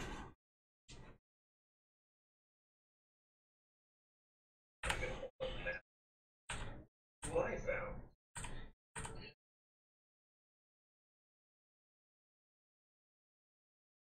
Whether I like you count.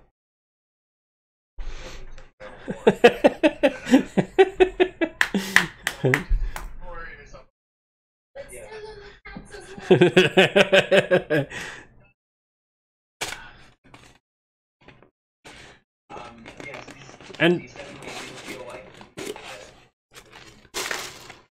I believe they may be connected with the signal.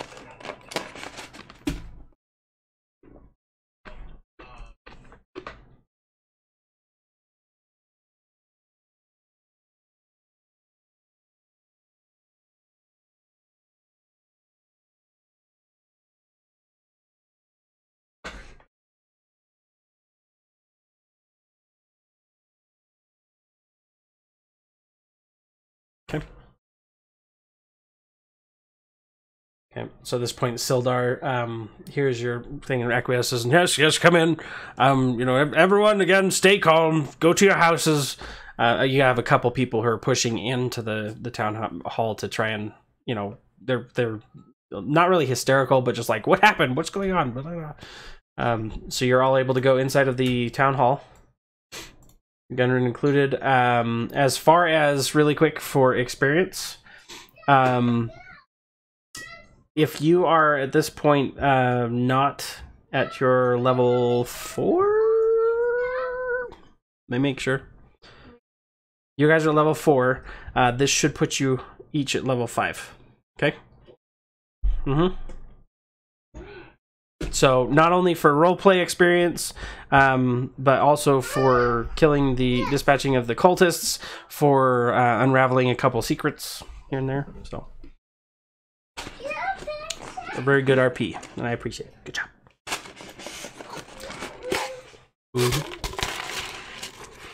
Fat experience with a P. That's half a level. Yeah. Yep. And me too. This was a culmination of a lot of different pieces, stuff that was going on. So, good job, everyone. All right. So you guys go inside. Experience fat. Yes. So if you're basically, you're going to be just at level 5. So just push your whatever that takes to get you there. Put it level 5. Let me think. We'll see about Dora Marlin. I'll talk to him. Yeah. We'll do a quick epilogue. We can kind of get, I guess, if you had immediate questions for him, and then we'll cut it off there.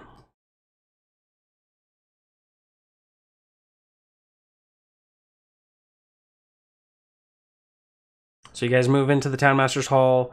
Tiger Lily. At this point, you guys are again entering Tiger Lily. She kind of comes and she's kind of slowly sniffing on the face of this seemingly embalmed, peeled cultist face, and she gets a smell and catches onto a scent. And at this point, she can smell that seems like they came somewhere from the southeast. Seemingly, possibly from the manor, possibly from the woodlands in that area, but she's definitively finding that is the direction that she's finding the footfalls, everything that direction, and that's where we'll call it for tonight. Okay. Woo! Nobody died. Nobody died. I was a little worried.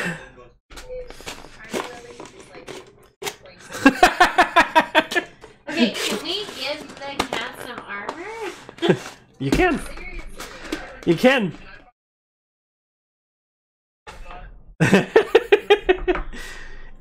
Aurora. Aurora, Tiger Lily would look really good in some dragon scale armor. Yeah, something. We're allowed to do anything we want. This is D&D. We can figure something out, yeah.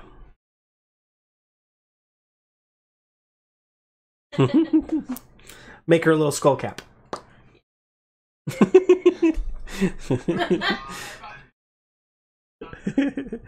Yeah, so this is so exciting. Trying to think if there's anything else. Real quick, the next time we want to play, I think we were suggesting possibly next Friday too. Does that work for anybody? Okay, so we'll push it out an extra week then. Let me look at the calendar. We also need to get our dwarf in on it. Thought. Calendar. Okay. So looking at the calendar, we are looking at. This is for the month. I will. I'll Try still to- be at you. The 29th. Friday and Saturday. Okay, 29th. So Venfina may not. If everyone else is able to, we can play. If not, then we'll push it off. Just that way we're not. Yeah, because the weekend after Yeah. the 6th and 7th is. Yeah. And my- being- So let's plan. Is Roland 29th okay, to your knowledge? Sure. Okay, and Clan and Aurora, you both pretty good on that? Okay. Becca can join us with her phone. Okay, Yeah, I perfect. think I'm going in the world. Okay, so then the 29th is when we'll do it. I will send out a text message right now to let our resident dwarf know so that he is in the know. But yeah, let's plan on that. 7 o'clock Mountain Time work for everybody? Or you guys still good for everyone? Alright, let's plan on that. And I'm going to kill the stream. If you guys have any questions or anything for characters. I switched to OBS, the regular OBS, instead of... Yeah, I was being stupid, so... whatever. Okay, cool. Well, thanks for joining, everybody. Thanks for everybody, all the RP, everybody that did really great job. I appreciate it. I'm gonna say... Benfina and Roland... I'm gonna give you guys an inspiration, because I always forget to do this. I'm gonna give you guys inspiration for RP. You might already have some, but now you got just one. You don't. It doesn't stack. But yeah.